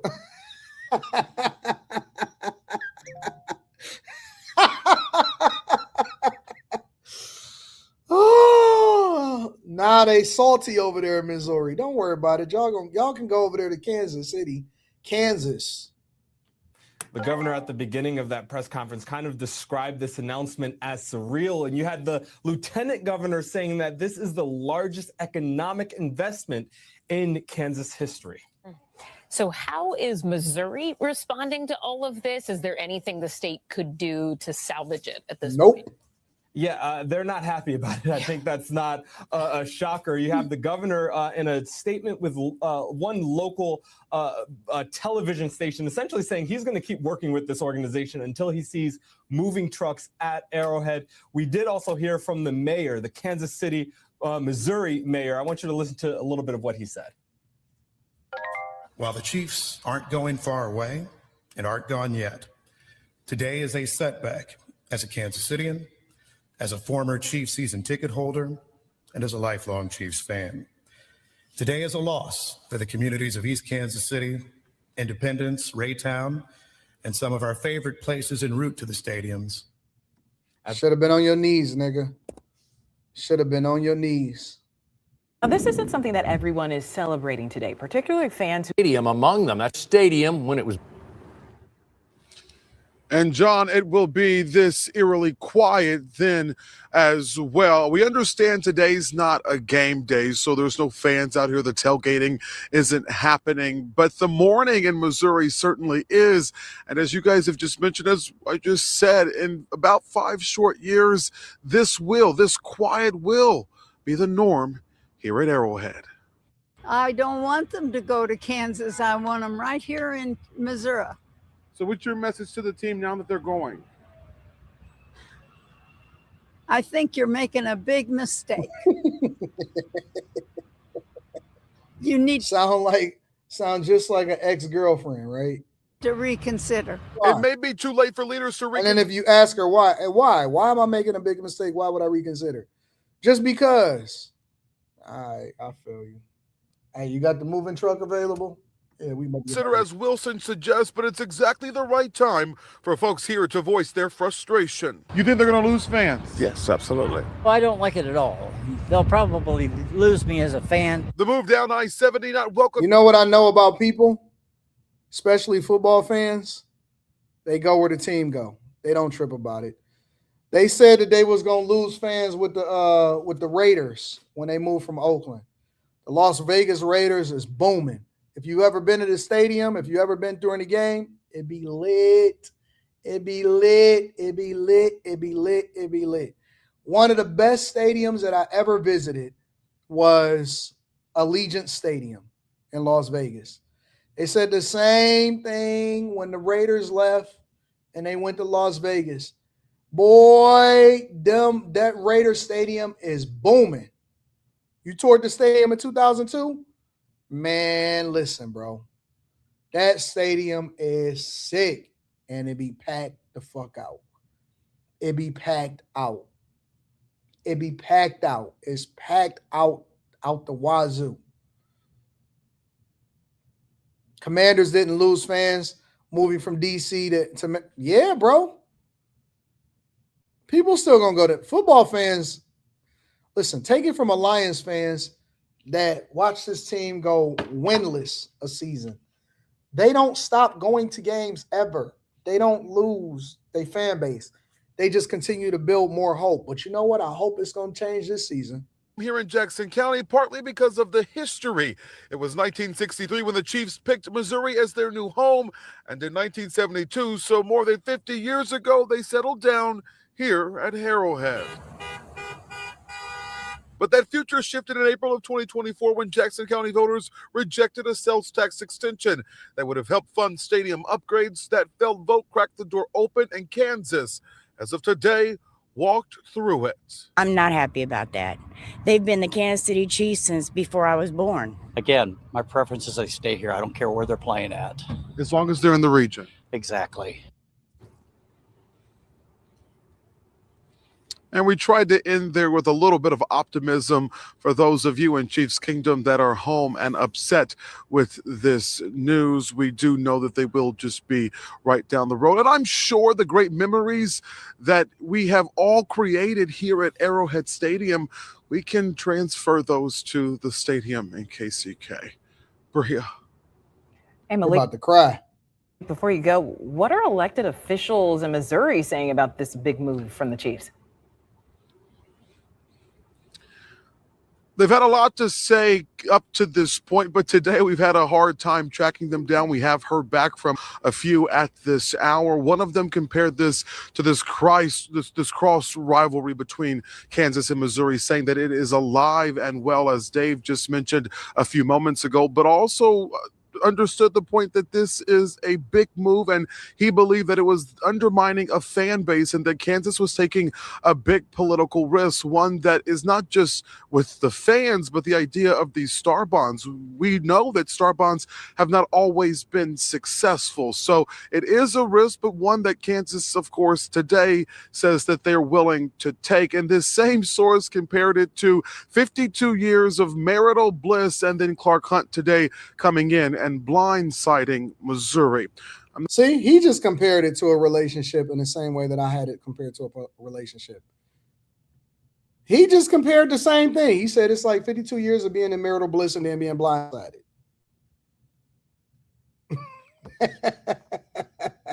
He did the same thing. Oh, but when I did it, it was a problem. But when I did it, it was a problem. One of the things that I want to do is next year, I am going to go and try to visit every single basketball arena, NBA basketball arena in the United States of America. That's one of my goals next year. Is that you winning when you start having goals like this. One of my goals next year is I want to go and try to visit every single basketball arena in the United States of America because I want to compare and contrast. I've only been to – I was going to go to Madison Square Garden during the playoffs last year, but it just wasn't convenient. It didn't work out. And I was unwilling to pay $50,000 for a ticket. But I think that Little Caesars Arena might be better than most places. Little Caesars Arena might be better than most places. I went and visited Portland's arena. It was garbage compared to Little Caesars Arena. And I was looking to get down to Memphis, but I'm going to get down to Memphis soon. I want to go visit the Clippers. I just want to go everywhere. I want to go and visit all the arenas, and I want to see. I've been to watch Miami play down in Miami before. That was lit. That was dope. So, yep. I want to go to every single arena. Twister said $50,000 a ticket. Well, that was for courtside seats. Shit, it was $50,000 at Little Caesars Arena. It might have been $100,000 at Madison Square Garden. You wasn't even going to be on the floor. So I want to go and visit everywhere. I want to go see every arena. I want to see where people play. Mavs, I want to see everything. All right? That's my goal. That's my goal, is to go. It's to go and see and compare and contrast, and I want to rank the arenas. So that is what I want to do. That is what I want to do. Man, it was a good show today.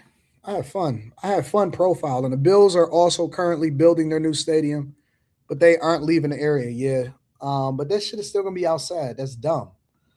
Oh, my God, now Missouri don't got the Rams or the Chiefs. 20,000 jobs gained on one end and 20,000 jobs lost on the other. And a lot of money, tax money, economic money, restaurants, all of that stuff around that area, and everything is going away. It's an entire industry that's built around it. So Las Vegas got the Raiders, and they're getting the Oakland A's in a couple years. Is a basketball team next? If so, which team is moving there? I don't know. I think they may do an expansion. I don't think that it's going to be a team that move. I think it will be an expansion. I think that that's what LeBron want to be a part of. I think LeBron want to be a part of a franchise. LeBron want to be a part of a franchise.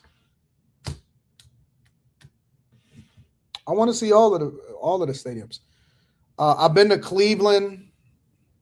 I haven't been to Indiana yet, but I've been to Cleveland Stadium.